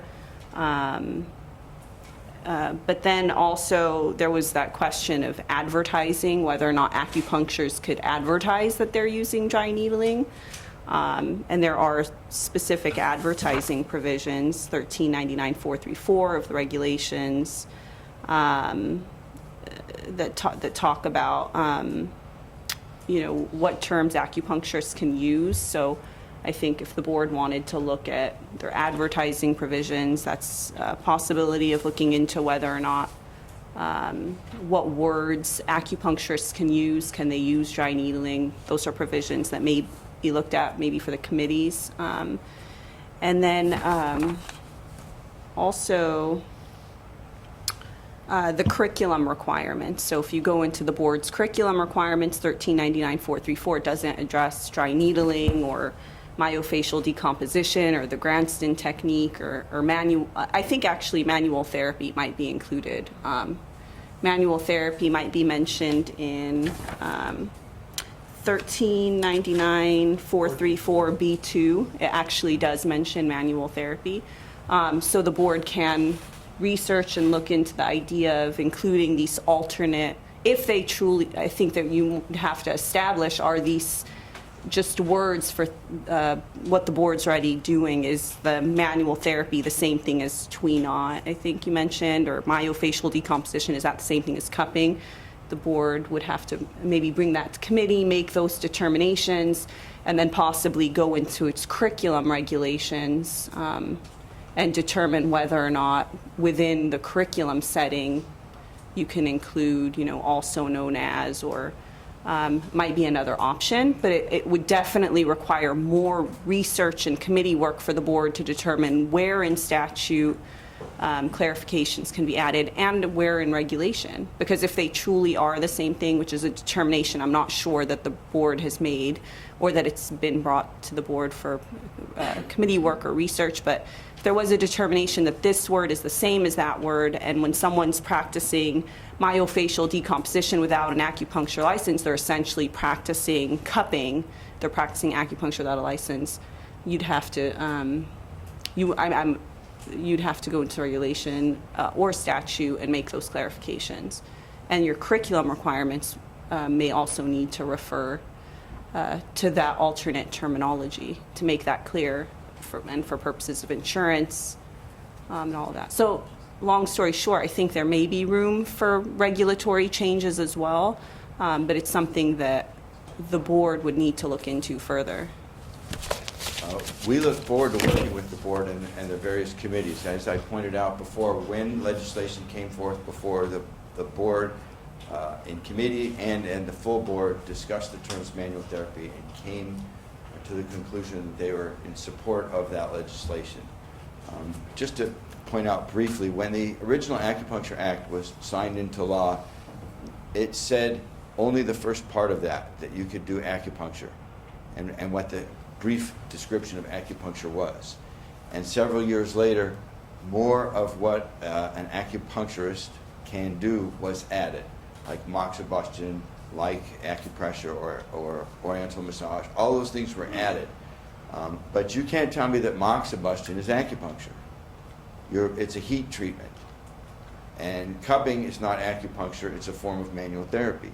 So we're looking to clarify the original language. Part of the language that I hear everywhere I go when I talk to acupuncturists is, what does on or near the body mean? It has no basis in reality, on or near the body. So that language itself is problematic. It's not problematic, it's just not accurate. You can't be near the body and be doing acupuncture unless you're doing moxibustion near the body, unless you're doing some of these other techniques. So we look forward to working with the board, and as you decide which committee will be handling which part of this, whether it's enforcement to talk about, or advertising, or it's the education committee to talk about the various requirements. CalAtma and our newly formed Council of California Colleges will be working together with the board, so that this united effort between the educators, the practitioners, the regulators, the legislators are all going in the same direction to serve and protect the public. I wanted to just read out the education training for Oriental massage that Salwa quoted, 1399-4342C. And what it reads is, and this could be kind of a source language thing with some work, Oriental massage, in other words, Tuinar, Shiatsu, acupressure, and other techniques utilizing manual therapy and mechanical devices. So, I mean, if it was, you could just strike the Oriental massage and say Tuinar, Shiatsu, acupuncture, so on and so forth, like that, and include that language. So, I mean, it seems like it's called out, but it's not in statute. So, but this is training, so it's sort of before they're actually licensed. One of the arguments that the physical therapists had when we were in legislature with the bills was that it doesn't say the words manual therapy in any of the education manuals. And so we said, well, we call this Tuina. Manual therapy is a new term that you're using to describe Tuina. And so therefore it was problematic in the discussion, although the legislature in both houses felt that their argument didn't hold water, and that's why they passed it through both houses. Well, in that one, it's both words are in the same sentence, so. Great, Jay. Thank you. Thank you very much for this opportunity. Public comments?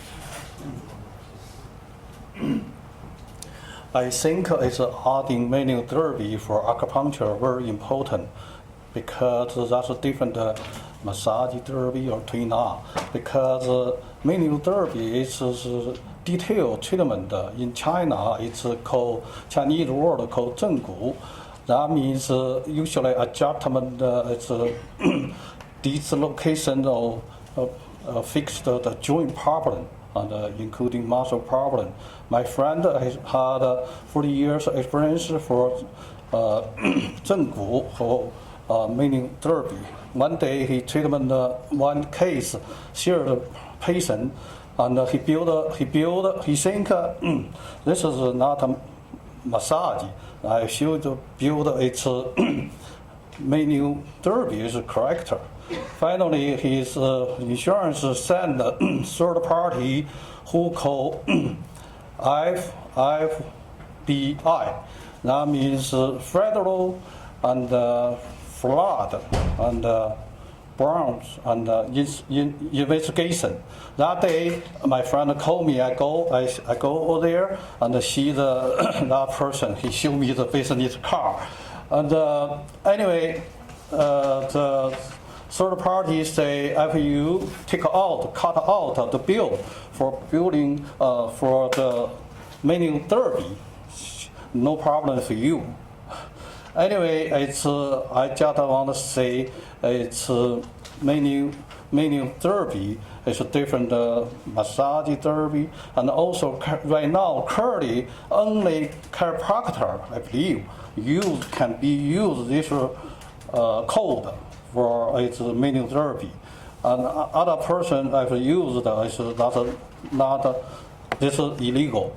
And that's not good. And chiropractor, everybody know chiropractor is history only maybe 100 years old. But Chinese medicine use manual therapy used for treatment of people maybe over 3,000. Okay, thank you. Thank you. Any other comments from the public? Seeing none? Okay. Can I make a quick comment? I mean, I think that as a non-practicing board member, I think that within this conversation, there seem to be two main issues. One is the term Asian massage or Oriental massage has been hijacked and made into this kind of grotesque thing. And it seems like CalAtma wants to, therefore, get the profession away from that terminology. So that seems like a priority, which makes sense. I'd like to thank council, though, pointing out that Asian massages, it's already in the regs, it's already in the code, and which leads to the second point, which is an insurance point. Like laced within this conversation, insurance comes up every second or third sentence. So to cut to the chase, I think that if the issue is that insurance companies are not reimbursing acupuncturists for manual therapy, Asian massage, whatever you want to call it, I'm not sure whether you call it manual therapy or Asian massage is going to change that. And I think that is the key in my thinking is, why aren't you, CalAtma and licensees and practicing acupuncturists, why aren't you working with the insurance companies to say, if we go through this heartburn and headache of actually changing Asian massage, which again has these negative connotations now, so putting that aside, if we change the terminology from Asian massage to manual therapy, are you going to cover it? Does that make a significant difference? I could see them saying no, it doesn't. So, you know, if that second goal of actually getting acupuncturists reimbursed, which helps the public, so I think it does come under our purview in our main goal of protecting the public. If insurance companies can pay for that, then I think it does help the patient. So I think it is important. But I kind of think you are putting the cart before the horse. Have you gone to the insurance companies and actually asked them, does this make any material difference? Because I could see them say, no, you can call it whatever you want. I'm not going to reimburse. And so I guess that's kind of the missing piece in this for me. And I think as an association, I don't think you need to have the answer now, but that seems to be the real thrust of your strategy, in my opinion, which is, you know, come to us with, hey, this is actually a distinction that insurance companies are using against us, and they shouldn't be, because, as counsel pointed out, I mean, this is clearly within the scope. Those modalities are clearly within the scope of your profession. So there should be no debate about that. So, you know, the question is, if we do change this terminology to add manual therapy instead of Asian or Oriental massage, does that make a real difference? And I don't know. If I may respond? Yeah. When we originally brought this forth, the chair of the acupuncture board was a public member who brought forth a similar question about a public member. The first letter that I received, and it wasn't about so much the reimbursement, it was that the insurance company told my patient that I was practicing beyond my scope of practice. And that's what drew my concern, and that's why I brought it to the board's attention. That's why the board wrote these letters. That's why my attorney wrote these insurance companies saying, if you say this again, we're going to sue you. Right, because that's patently false, right? Correct. So, yeah. Personally, most acupuncturists, most insurance companies are now utilizing acupuncture. They're paying for it. At the time when I brought this around in 2004, most insurance companies didn't do it. I was actually the first acupuncturist to ever bill acupuncture. I wrote the CPT code. In today's world, I don't do insurance. The reimbursement is 60% lower than it was in 2004. So for me personally, and for a number of people who are cash patients or don't utilize insurance as much, it's not so much about the insurance reimbursement. If I'm giving a patient a super bill, we hope the best for them, and I want to advocate on their behalf. But for me personally, it's more about using modern language to discuss the technique that we do, and it brings me into conversation with other healthcare providers using a common language that we all understand. And that's more of the issue for me and for a lot of practitioners. It's not about the reimbursement.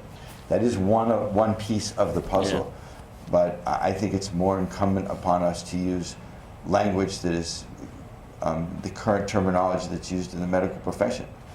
Nobody in the medical profession is using Asian massage or Oriental massage. And if you're using massage, you're sending them to a massage therapist. Even the physical therapists aren't doing massage anymore. They're doing manual therapy.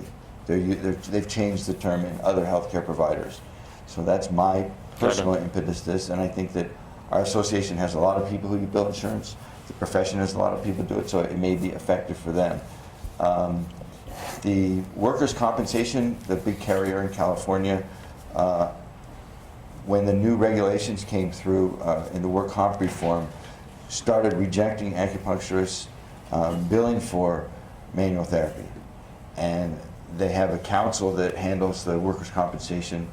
And when they got together and met, and they had all of the physicians in work comp, and acupuncturists are physicians for the purposes of work comp, sitting there with all the other physicians, and they all agreed that using the terms that we have are archaic, and they now allow, and put it in there, that they are allowing acupuncturists within the work comp system to use the term manual therapy. So we've worked with insurance companies there to overcome that hurdle as far as work comp goes.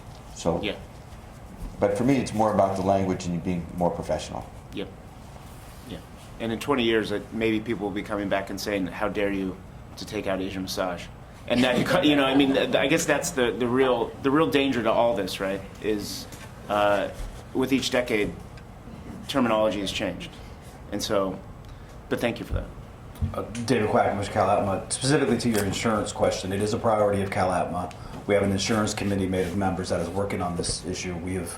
We have already engaged a couple insurance companies, in particular Blue Shield and Mercury Insurance, on this conversation, and you should anticipate a conversation at a future meeting around legislation we're going to pursue to make sure acupuncturists are included in reimbursement and are reimbursed appropriately by the insurance companies. So we are That's good.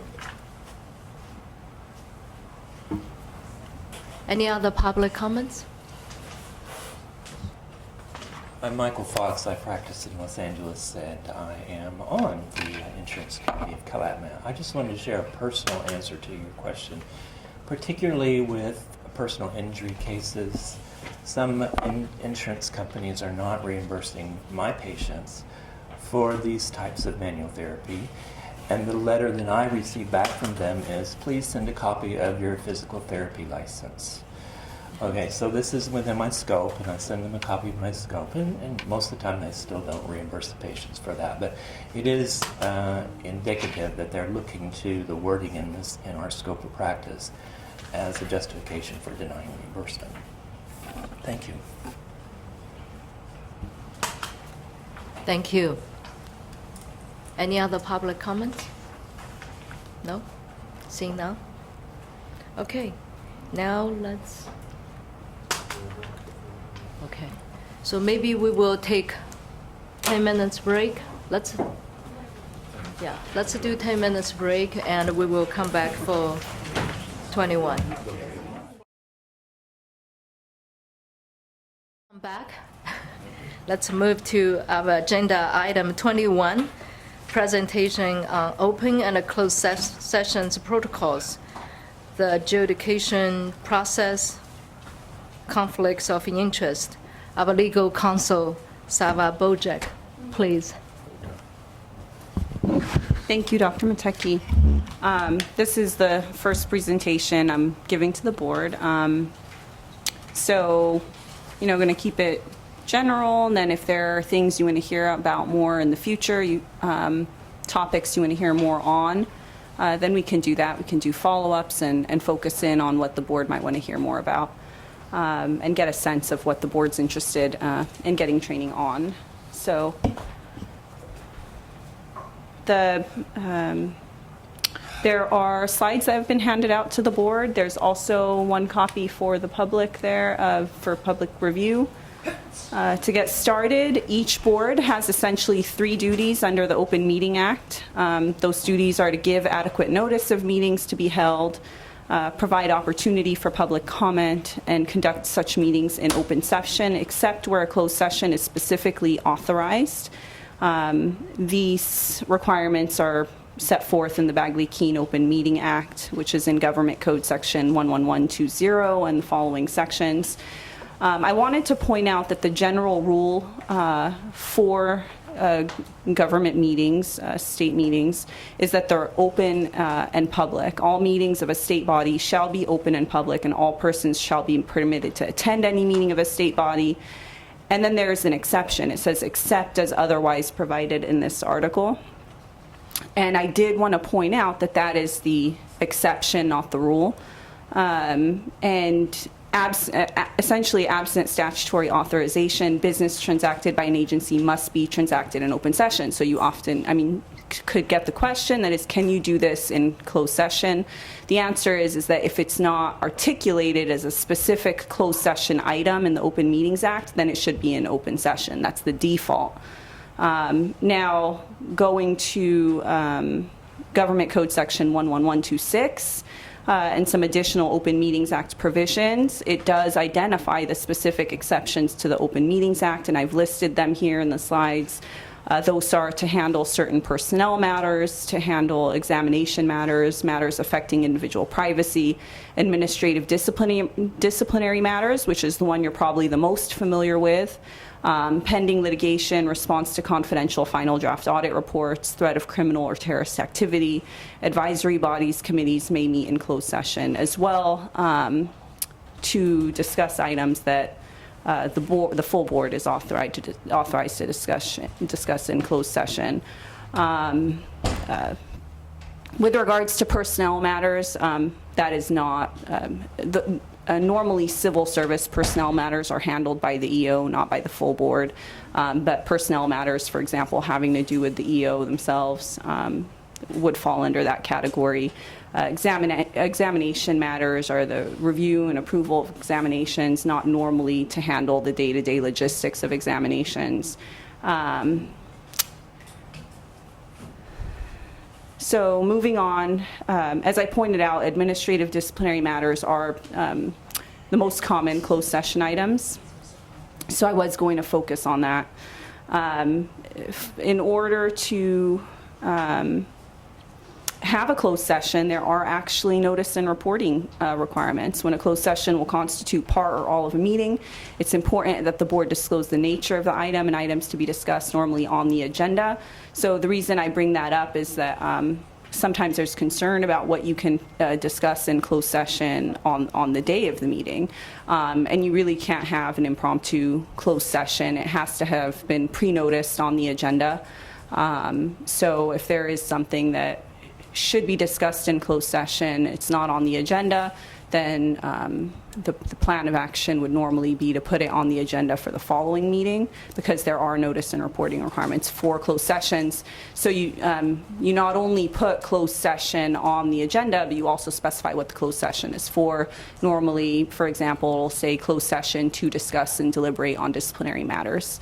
If the board intends to have a closed session during the meeting, really contact your legal counselor to ensure it's authorized and properly noticed. So really that's a descriptor for the EO to work with legal counsel ahead of the meeting to make sure it's on the agenda, or if board members want a closed session, think something should be closed session, contacting the EO and the chair, of course, to request that be on the agenda, and then we'd go from there, work with my office to make sure it's properly noticed. If the personal matter was about the EO, then the board members could reach out to legal counsel? Yeah, and check and see if that's something that should go on the agenda. Okay, so moving on to other procedural requirements for closed sessions. I bring this up because this has been not necessarily for this board, but I think questions about who should be in closed session.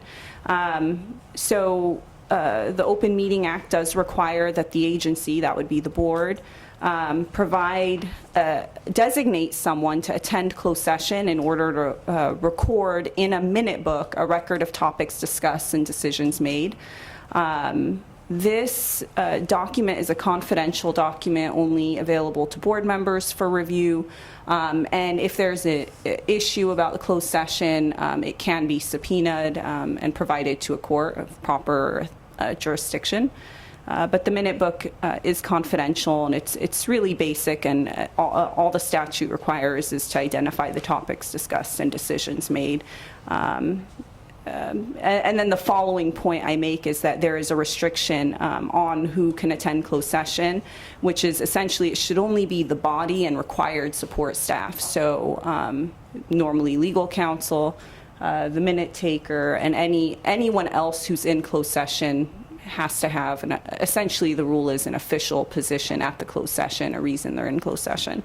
And I make the point about the confidentiality of the minute book. And just to point out, discussion and information received in closed session is confidential.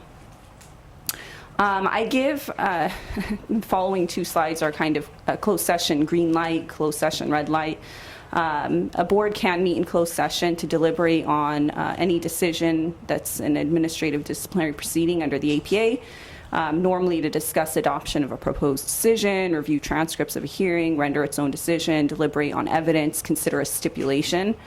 Red light, things that shouldn't be discussed in closed session is essentially conducting investigatory items that are normally reserved for the executive officer, like assigning cases or deciding whether, a case should be heard by a hearing officer alone or by the agency, reviewing investigation files or complaints, conducting elections, discussing, if it's, for example, rulemaking, discussing testimony on proposed rules and regulations, or even just to have a frank or open discussion among members about matters in controversy would not be appropriate for closed session. Another question we get a lot, and I think one purpose of this presentation was to discuss appropriate board communications and with the staff, with the public, conflicts of interest.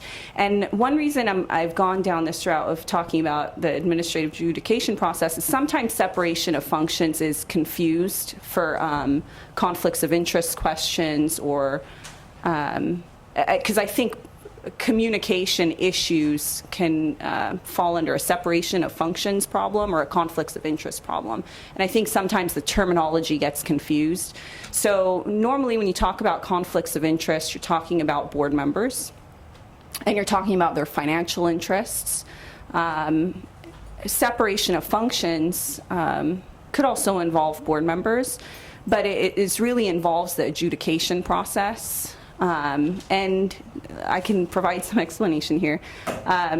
Some separation of functions is essentially the idea that within a board, some portion of the board performs prosecutorial or investigatory functions. That would be the enforcement team and the executive officer, versus the board's role in a case, which is that of judge and jury, depending on if it's a petition or a proposed decision. And the board has an obligation to keep those two functions separate. So the board's role is not to conduct investigations or conduct fact-finding. It's really to consider the administrative record. And sometimes there are questions surrounding whether the board can be involved in this or that, or what. And so those separation of functions questions come up. So with regards to communications with the public or stakeholders, it's important that the board know that they shouldn't be involved in any investigation phase of a pending action or something that might become a pending enforcement action. So if licensees approach board members to discuss enforcement cases, it behooves the board to not discuss them because that can result in disqualification. And that separation of functions issue, as opposed to the terminology of conflicts of interest. It would be a separation of functions issue. And so if a licensee or a member of the public approaches the board to discuss an enforcement issue, as soon as the board member realizes what's happening, it's important to terminate the conversation, or if it's in writing, to stop reading, possibly alert the person that really they shouldn't be talking to the board member about it because it could result in disqualification.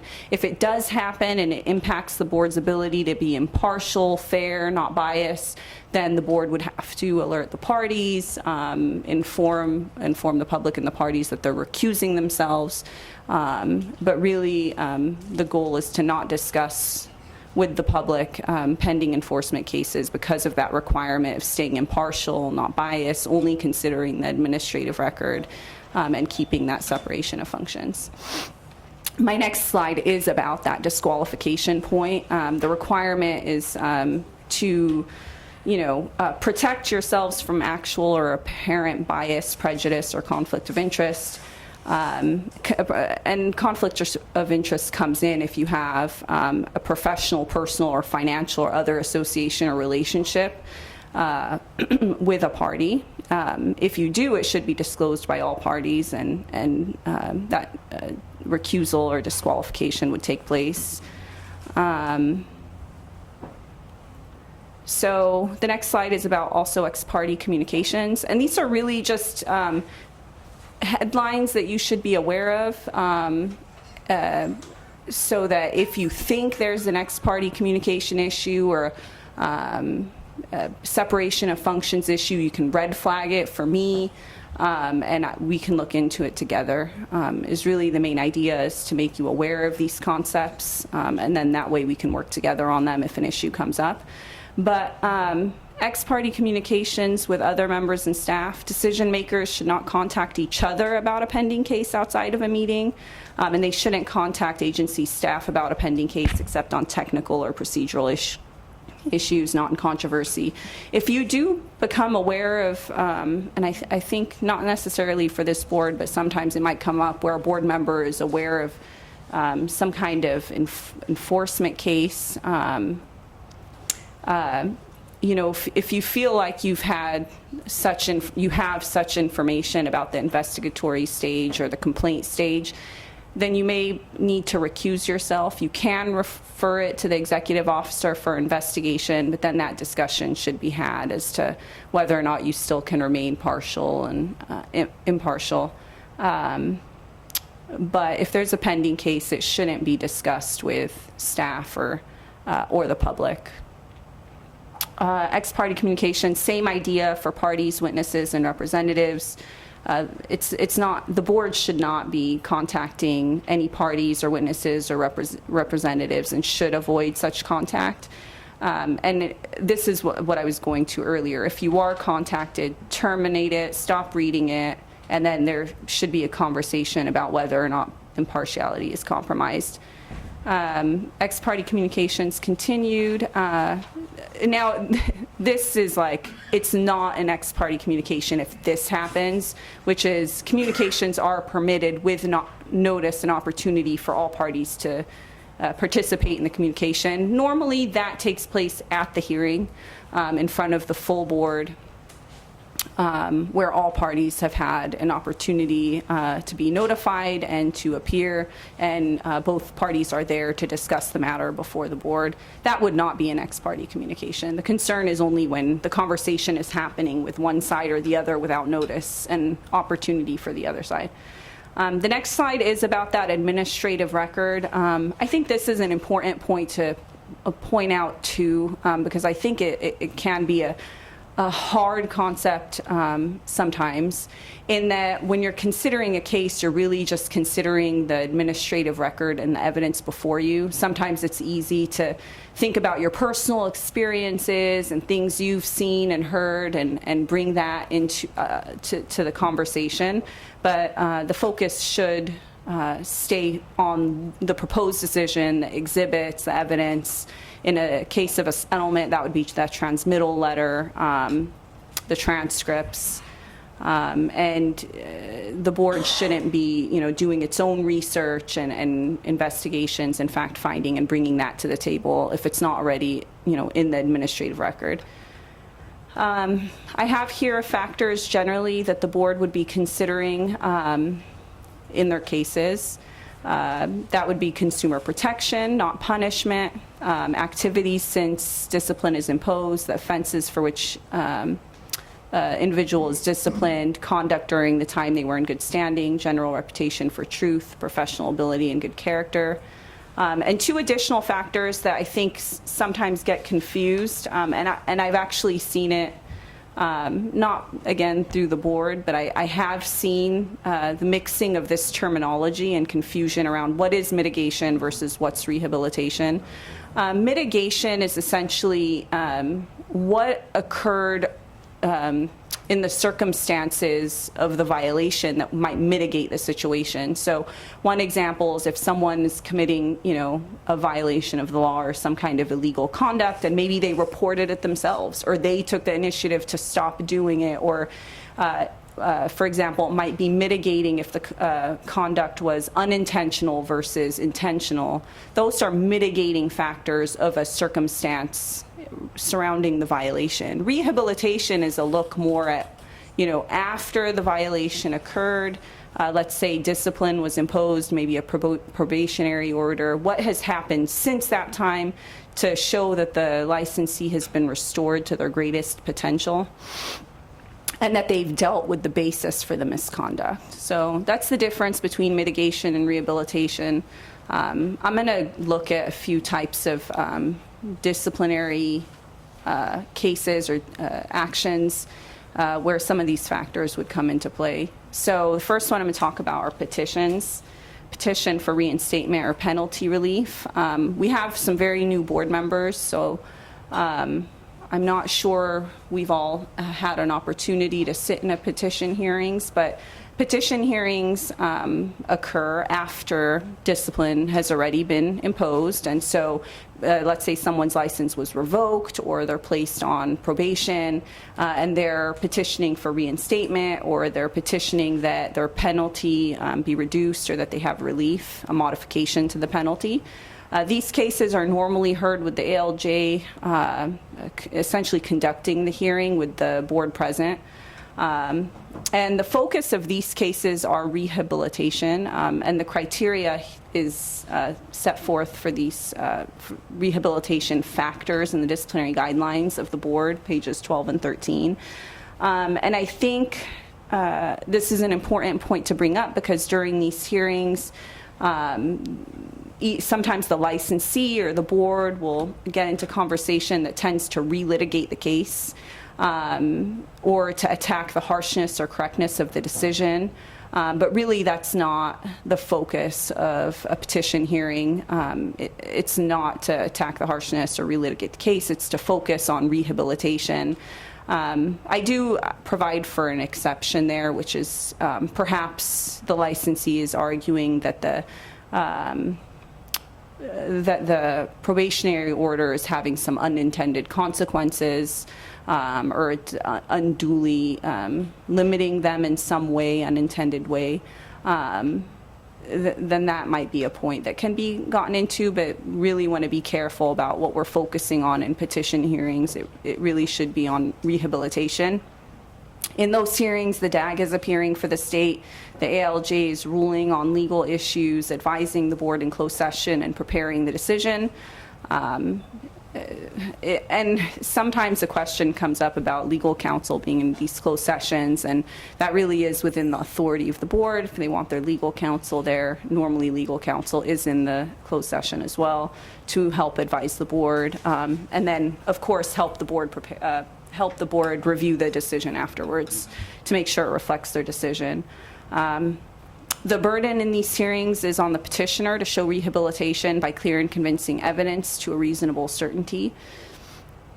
That's a little bit of a higher standard than preponderance of the evidence, which is normally a 51% more likely than not standard. Actions on petitions that you can take. For a reinstatement petition, you can either deny it so they have no license, you can grant it unencumbered without limits, or grant it with probationary terms. On a petition for termination, modification of penalty, you can deny and continue with the existing terms. You can also grant it in part with some modified terms, or you can remove all of the terms and just grant an unencumbered license. Review of petition decisions. I think sometimes there's a little bit of confusion on what's happening with regard to timelines for not only petition decisions but proposed decisions. I think the board sits for the hearing and then waits for the decision at some future point. But to give you more information about what the process looks like after the petition hearing, the board has 100 days from the date the case was submitted, which is usually the date of the hearing, to issue its decision. It's reviewed by staff for obvious. So what happens is you have the petition hearing, the case is submitted, and then there's a 100-day timeline that starts at that point. And the ALJ will normally send it to staff first to review it for any obvious errors or omissions, and then it's sent to legal counsel, normally noting anything that they found for legal review, and then I will review it and draft a memo for the board describing any errors that were found, potential errors for board consideration, and describe that final process for review. And then the board has an opportunity to provide their feedback, and we go through a little bit of a drafting back and forth process.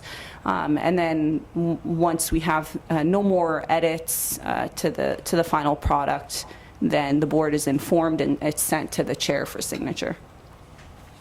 Proposed decisions are the other big disciplinary item that the board handles.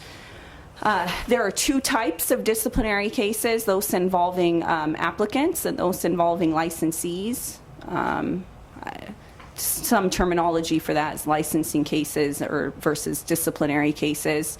In the charging document relating to action against an applicant is called a statement of issues, and the charging document in the disciplinary action involving licensees is called the accusations. They're actually two different charging documents. As opposed to petition hearings where the board is present, normally for disciplinary actions, the ALJ hears it alone. The ALJ then drafts the proposed decision, and it's sent to the board for a mail ballot vote, and the options are normally to adopt it or reject it or hold it for discussion. And of course, the option to recuse is always there, and that's because of that previous conversation we had about not having ex parte communications and assessing whether or not you have any reason to believe you cannot be impartial.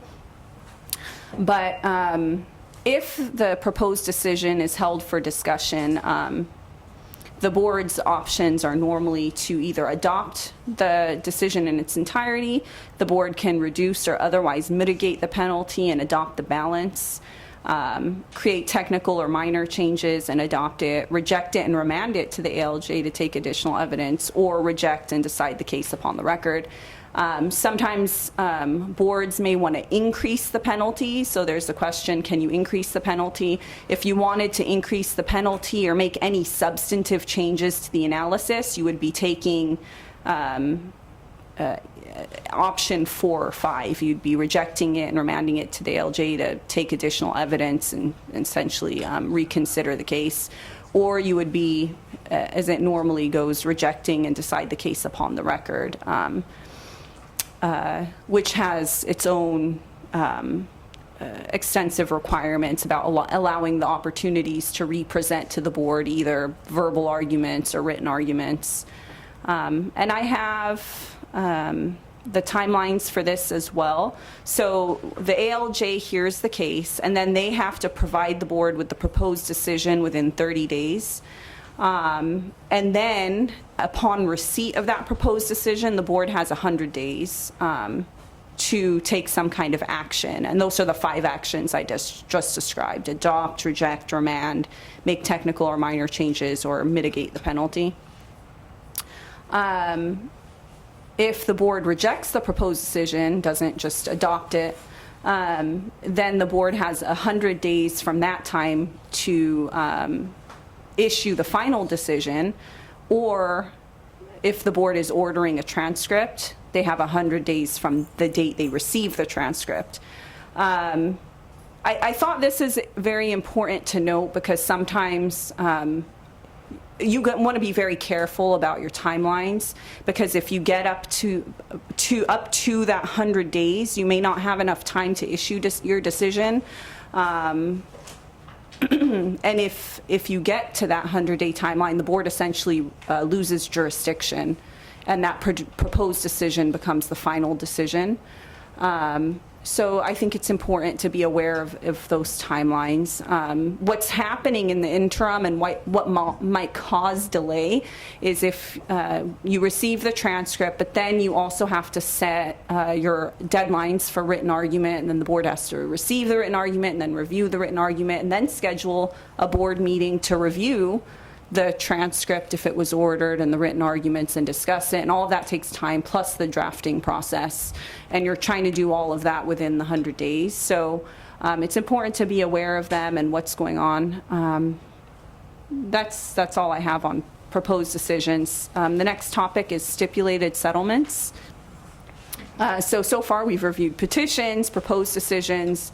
The last one I think here that I wanted to talk about are stipulated settlements. When you usually receive these again by mail ballot, and your options are usually to adopt, reject and counter, or just reject, meaning it's going to go to hearing. When you get the stipulated settlement, you should also be getting the accusation or the statement of issues, the DAG's letter of recommendation. And depending on how the mail ballot goes, you can obviously hold it for discussion. And if it is held for discussion, the DAG, I think it's very important to know this as well. The DAG is in the room only to answer questions about the letter or the stipulated settlement. Same thing for the EO. EO can be in the room as well to answer board questions. It is not to discuss with the DAG or the EO your deliberations. And the DAG and the EO also have an obligation in the room to support their stipulated settlement. I mean, they can answer questions and provide facts, but it's not to torpedo it. But that's really the purpose of those communications. And the reason the board is allowed to do that is because it's usually in the stipulated settlement itself. It provides for that exception to ex parte communications, because normally before there's a final decision in a case, you don't talk to the enforcement team, the DAG or the EO or enforcement staff without the other side present. But the only exception really is the stipulated settlements, because it's in the agreement that allows the board to do that. When you're reviewing stipulated settlements, what you're normally focusing on are the advisements and the waivers. That would be one of the waivers. The culpability statements, what are they agreeing to? Are they agreeing that all of the facts and the accusation are correct, that all of the causes of action are correct? Are there any contingencies? And then, of course, the disciplinary order itself. Are they following the disciplinary guidelines? When you're reviewing stipulated settlements, I talked about what you should have. Disciplinary guidelines are one of those things that you would be comparing to the stipulated settlement to determine if there are any deviations. And then looking at the DAG's letter of recommendation to determine if they talked about the deviations or why there are certain deviations. And if you have questions about that, of course, it can be held for discussion. The tools to assist you in your deliberations would be the disciplinary guidelines and, of course, your legal counsel if a legal question arises. Without holding, sometimes the board has clients might have questions about, if I get a stipulated settlement or a proposed decision, well, let's focus on stipulated settlements. If I get a stipulated settlement, can I call, what can I talk to enforcement staff about with regards to the stipulated settlement without holding it for discussion? What can I talk to my legal counsel about without holding it for discussion? And normally you can call to ask about, administrative items, process, timelines. But if you have a more substantive question, normally the best thing to do is to hold it for discussion so that the full board gets the benefit of your question and gets the same clarification. So yeah, that's the general rule I would apply. Other types of cases that I won't be going into here because this is just more of an introductory, and if there's clarifications about what you want to hear more about, we can consider that for other presentations. But other types of cases the board considers are requests for reconsideration, petitions to vacate default decisions, potentially citations, and then default decisions. So that's kind of like the adjudication process, and hopefully I touched on some communication issues during the adjudication process. With regards to open meetings, I think there are questions about what the board needs to motion on, and how motions should be phrased. I think that was one thing that came up during this meeting. The point of a motion is to make clear that the whole board is on the same page with regards to action that it's taking, and for a public reference as to what that action the board is taking. And normally, you want to make sure that that's very clear, what that motion is that the board is taking. It's going to be recorded in the minutes as actions of the board. The board is not any particular person, it's the entire body. So one board member might feel one way and want to take a certain action, but maybe the other board members don't agree. And so a motion is a way to capture in writing what the agreement is of the entire board. My next slide is focused on other types of communications and conflicts issues. Of course, I'll always say that when you're in doubt, contact me. You are free to do so. You can contact the executive officer, and the executive officer can work with me on that. I think that's really your first plan of action, is to contact the executive officer, because he might know how to route your question best. But if it is involve a legal issue, then he can bring it to my attention. If it's something that you would feel more comfortable bringing to me directly for any reason, and not saying this is the case, but let's say you feel like you've had improper communications from the enforcement team. This hasn't happened, just hypothetical, but and so you want to ask me about it. You can feel free to do so, but normally communications would go through the EO. He might try and answer your question, but if it requires some further clarification, then it can come to me. Additional resources are the board's administrative manual. The board administrative manual actually does talk about communications and what communications you can have. So hopefully you all have those materials. If you don't have those materials, make sure to contact the executive officer and he can provide those to you. I want you to be aware of the Fair Political Practices Commission. They help regulate conflicts of interest laws. They have a hotline.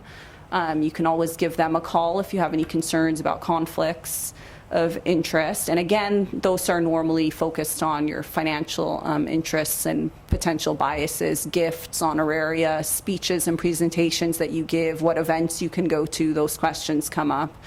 And then also DCA incompatible work activities policy and your board member orientation training manual, which I think you've all already taken that course. And that is a great resource with chapter on conflicts. So I am focusing on what's in our administrative manual.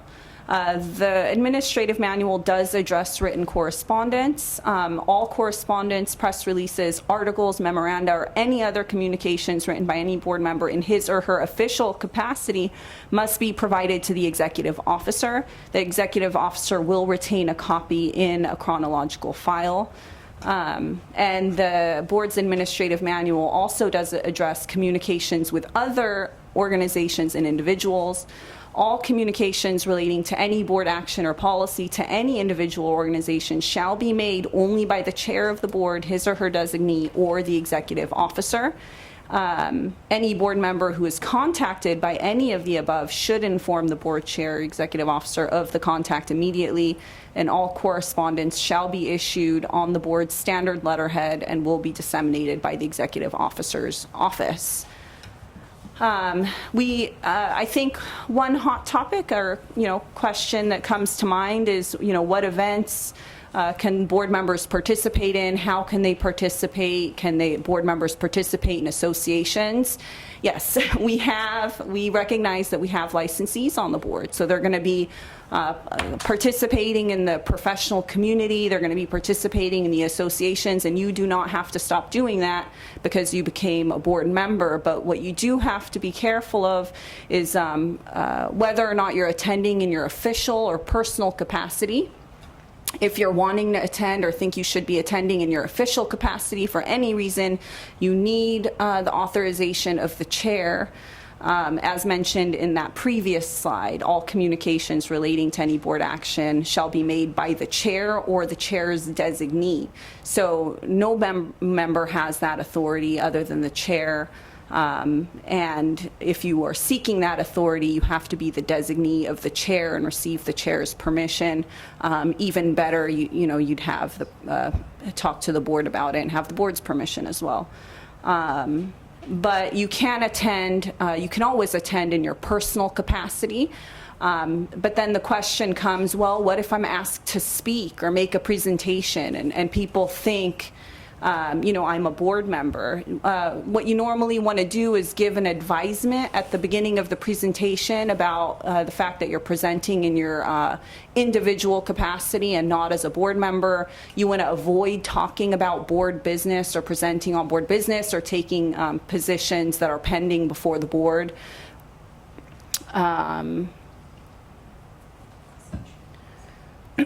And then also, if you're attending an event, if 3 or more board members are also attending the event, board members should not discuss any board business because the concern becomes triggering Open Meetings Act requirements. And I do actually have there on the slide that if you are making remarks or presenting, clarify the capacity in which you're presenting. I'm here in my individual capacity. I'm not here as a board member. And then, don't speak about or take positions on matters that are pending before the board.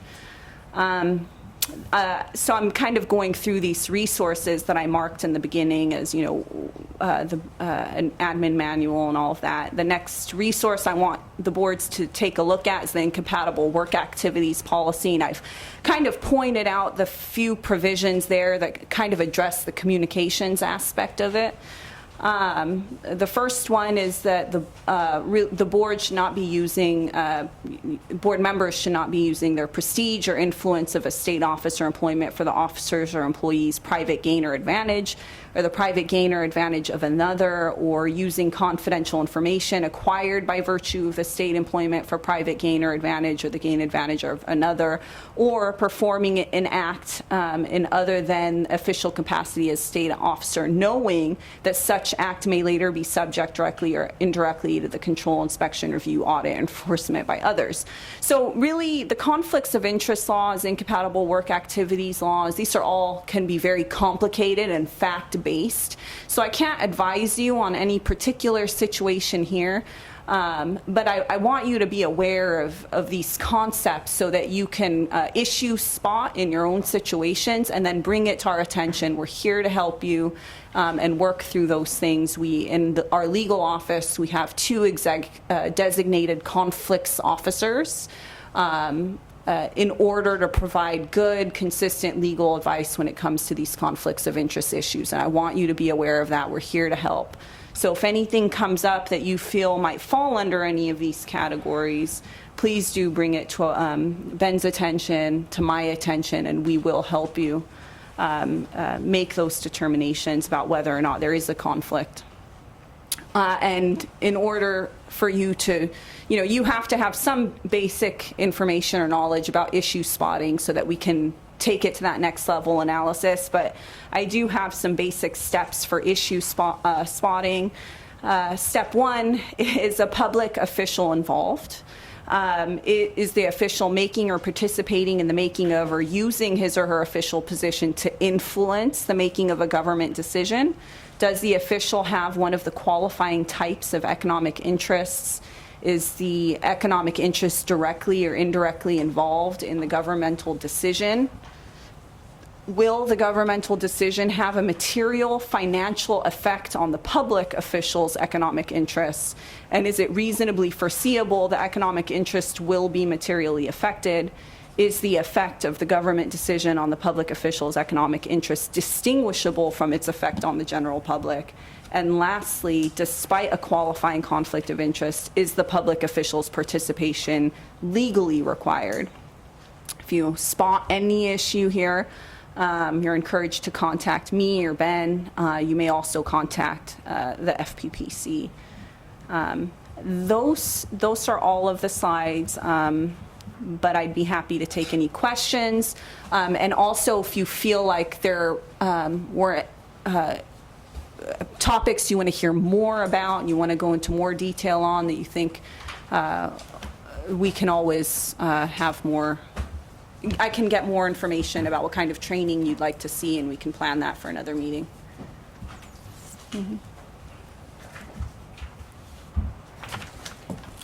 Thank you. Any questions from the board members?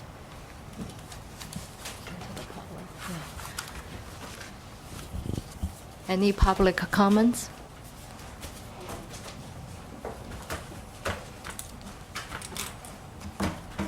Ron Zeidman, Five Branches University. Is this administration manual one that applies to all boards or specific to the acupuncture board? It's specific to the acupuncture board. Each board generally has their own administrative manual. And it's a set of policies by the board. It's like a set of guidelines. It's not the law. It's just governs the board's own internal policy. So sometimes there's deviation, but generally you want board agreement when there is a deviation. Any other public comments? Seeing none? Let's move to agenda item 22, future agenda items and the meeting dates.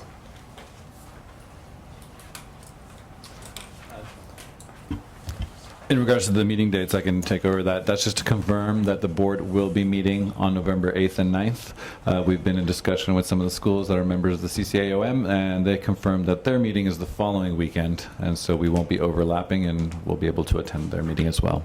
Thank you to CCAOM for that. And also we do meet in August. We are indeed still meeting in August. That date has not changed in San Diego. No, August is in San Jose. November is San Diego, yes. Future agenda items from the, let's start with the board members, sorry. Yeah, future agenda items from the board members.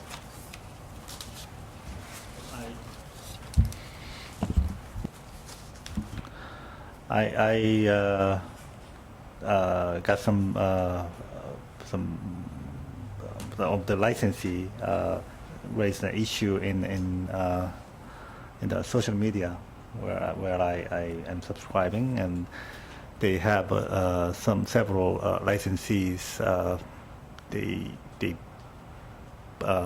went into this Route A for NCCAOM certificate, and this particular licensee applied in March and received the NCCAOM certificate in May, and then he was planning to use it to when he's moving into the state of Washington, and Washington State Board denied.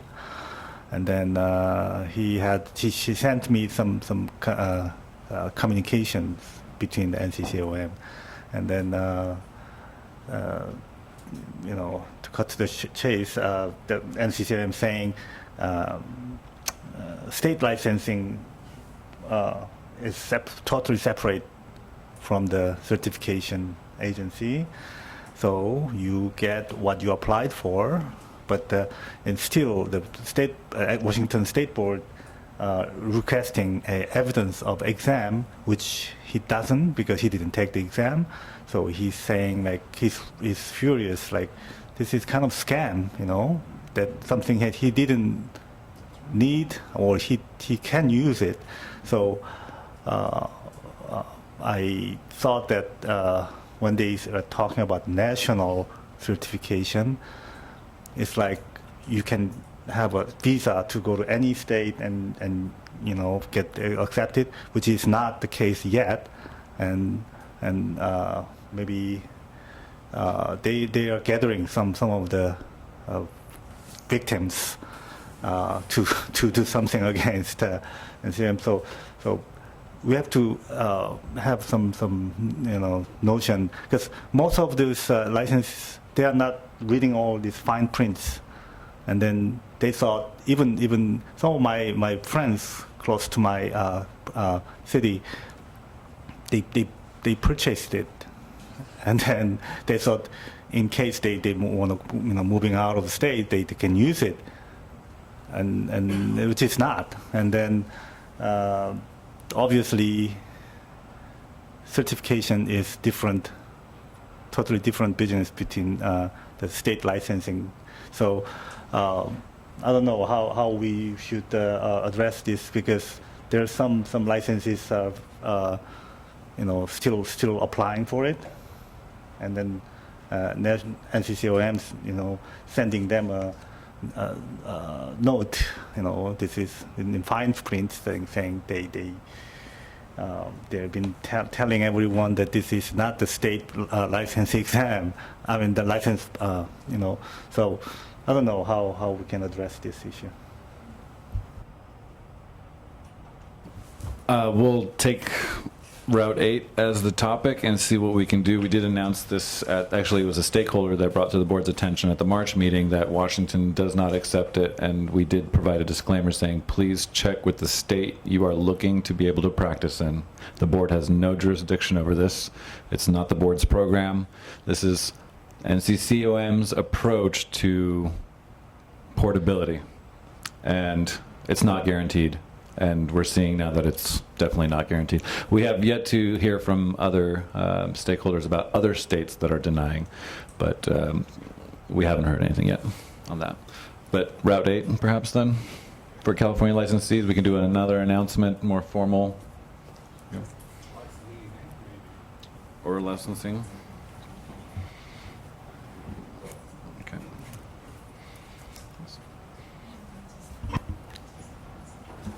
In regards to that, I thought that if we're talking about the national standard, which can be universal, you know, licensing, certification, whatever, then from my like using common sense, if you have a visa or passport, you have to negotiate with each state that you want to go to. Then NCCOM has to negotiate with each state, which they don't. So they say that's not their business. So which is conflict, and also make a lot of licenses to get into this trouble, right? Any other future agenda items from board members? Yes, I would just like to state this was brought up as a topic with the public, but it has been a concern that other acupuncture professionals have reached out to me directly with concerns regarding the topic of bloodletting as part of our scope of practice. With all the attention around this and so much gray area, I do think it would be pertinent for the board to take a look at that, to have some clarity to the profession, and of course of how that impacts the public. I got bloodletting written down. Thank you. Do you want to? We can discuss this with the board president and see if it goes to committee as opposed to full board, or otherwise.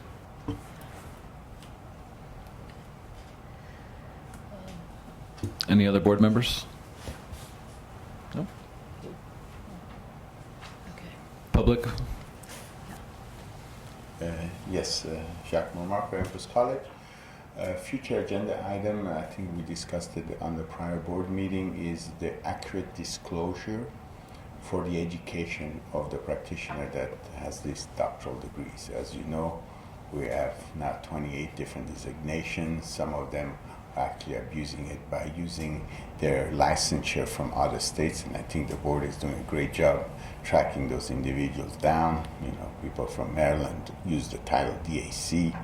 That's a licensure, it's not an education. So I think, you know, having this wide confusion, especially for the consumer and consumer protection needs to know what is the education of the practitioner. And accurate disclosure. Last board meeting, I was able to give you a handout for what Colorado is doing, and California is always the leader, so we want to make sure that we can keep that for our consumer. On the NCCOM, one of my friends was denied in New Mexico. So last time he was waiting for the board meeting, so in May they denied him. So New Mexico also wants the exam. So he got scammed, basically.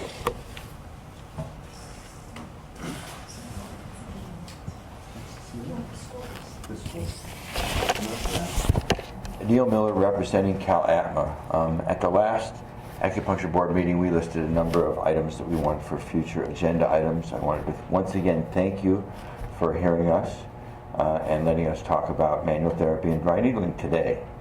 I want to reiterate that we also brought up the subject of lasers for a future item, and there are a lot of acupuncturists that are using lasers. In fact, John, if you wanted to go buy a laser tomorrow, you could use it. But a public person could buy this.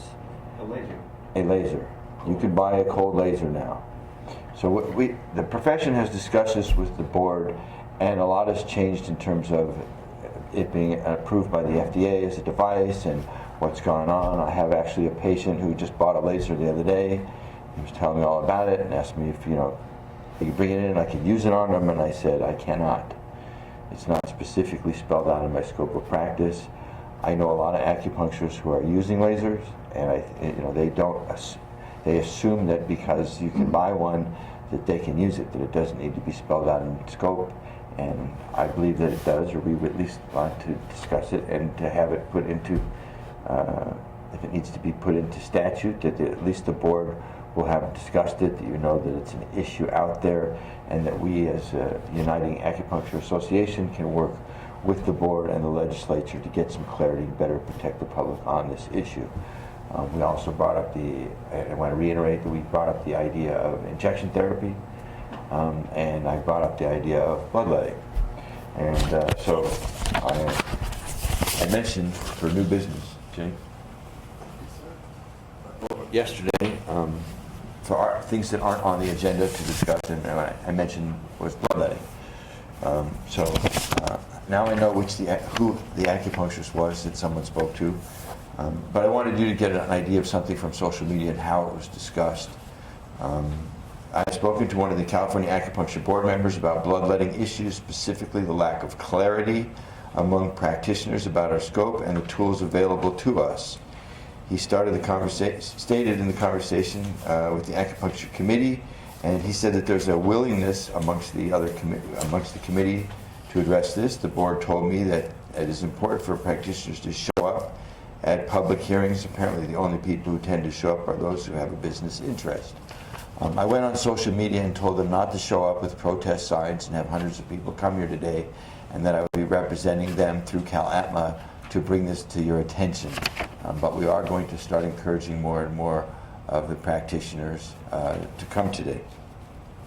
The next public board meeting was today, and he was told that at the end of the hearing there's this place now for public comments, or in this case, future agenda items. I would like there to be a place for future agenda items.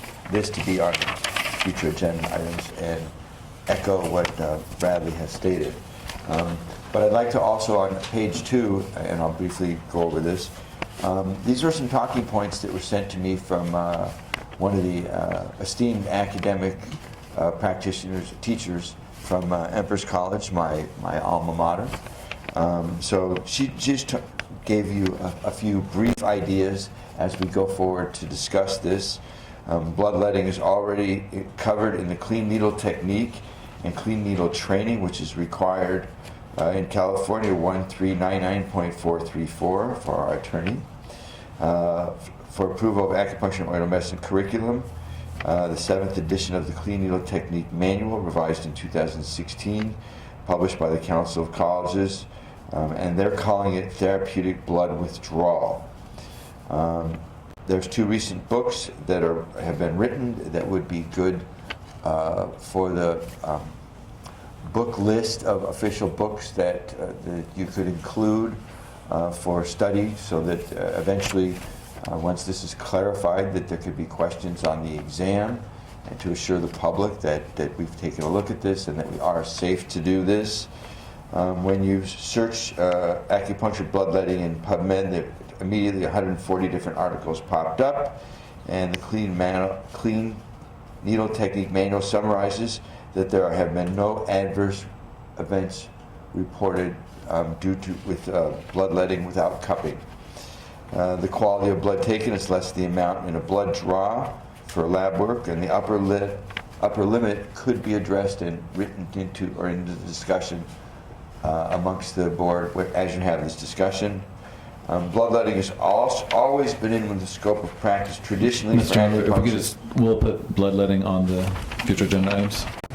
Thank you. I want to just point out one more thing for our attorney, that here's something that's a little bit confusing, especially for our schools that are here. Article 3.5, Acupuncture Training Program, number 2, Acupuncture and Oriental Medicine, number 11, where it says adjunctive therapies and procedures, including bleeding, cupping, gua sha, and dermal taps. So it is in the regulations, but it's not written in the scope. So this is a gray area, and we appreciate you putting it on the agenda for a future item. Thank you very much. Thank you. Now, there's a copy of what I passed out for anybody in the audience that would like a copy of what I passed out. Please. Thank you, Mr. Ron Zeidman, Five Branches University. A simple clarification for the NCCAOM. So they have 2 standards. One is you can have their certificate, and the other one is you have their certificate and you took the exam. So the people who are being denied are those states where it's not enough to have the certificate, you also have had to have taken the exam, which is not the case if somebody's grandfathered in. And Hawaii is another state like Washington that up till now requires the exam, and their legislative is working to change that to saying if you have the certificate, you can practice in Hawaii. So some states are considering changing that. But that's with the California license. No, for the NCCOM certificate. And NCCOM has that list of which state does what. They have that.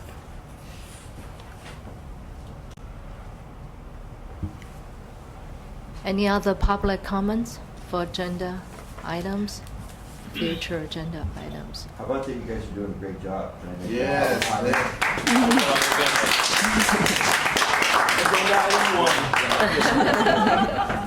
Good comment. Okay, so, Second. Roll. well, thank you for, Yeah. thank you for the support, and now is 12:47. The meeting is adjourned. Thank you.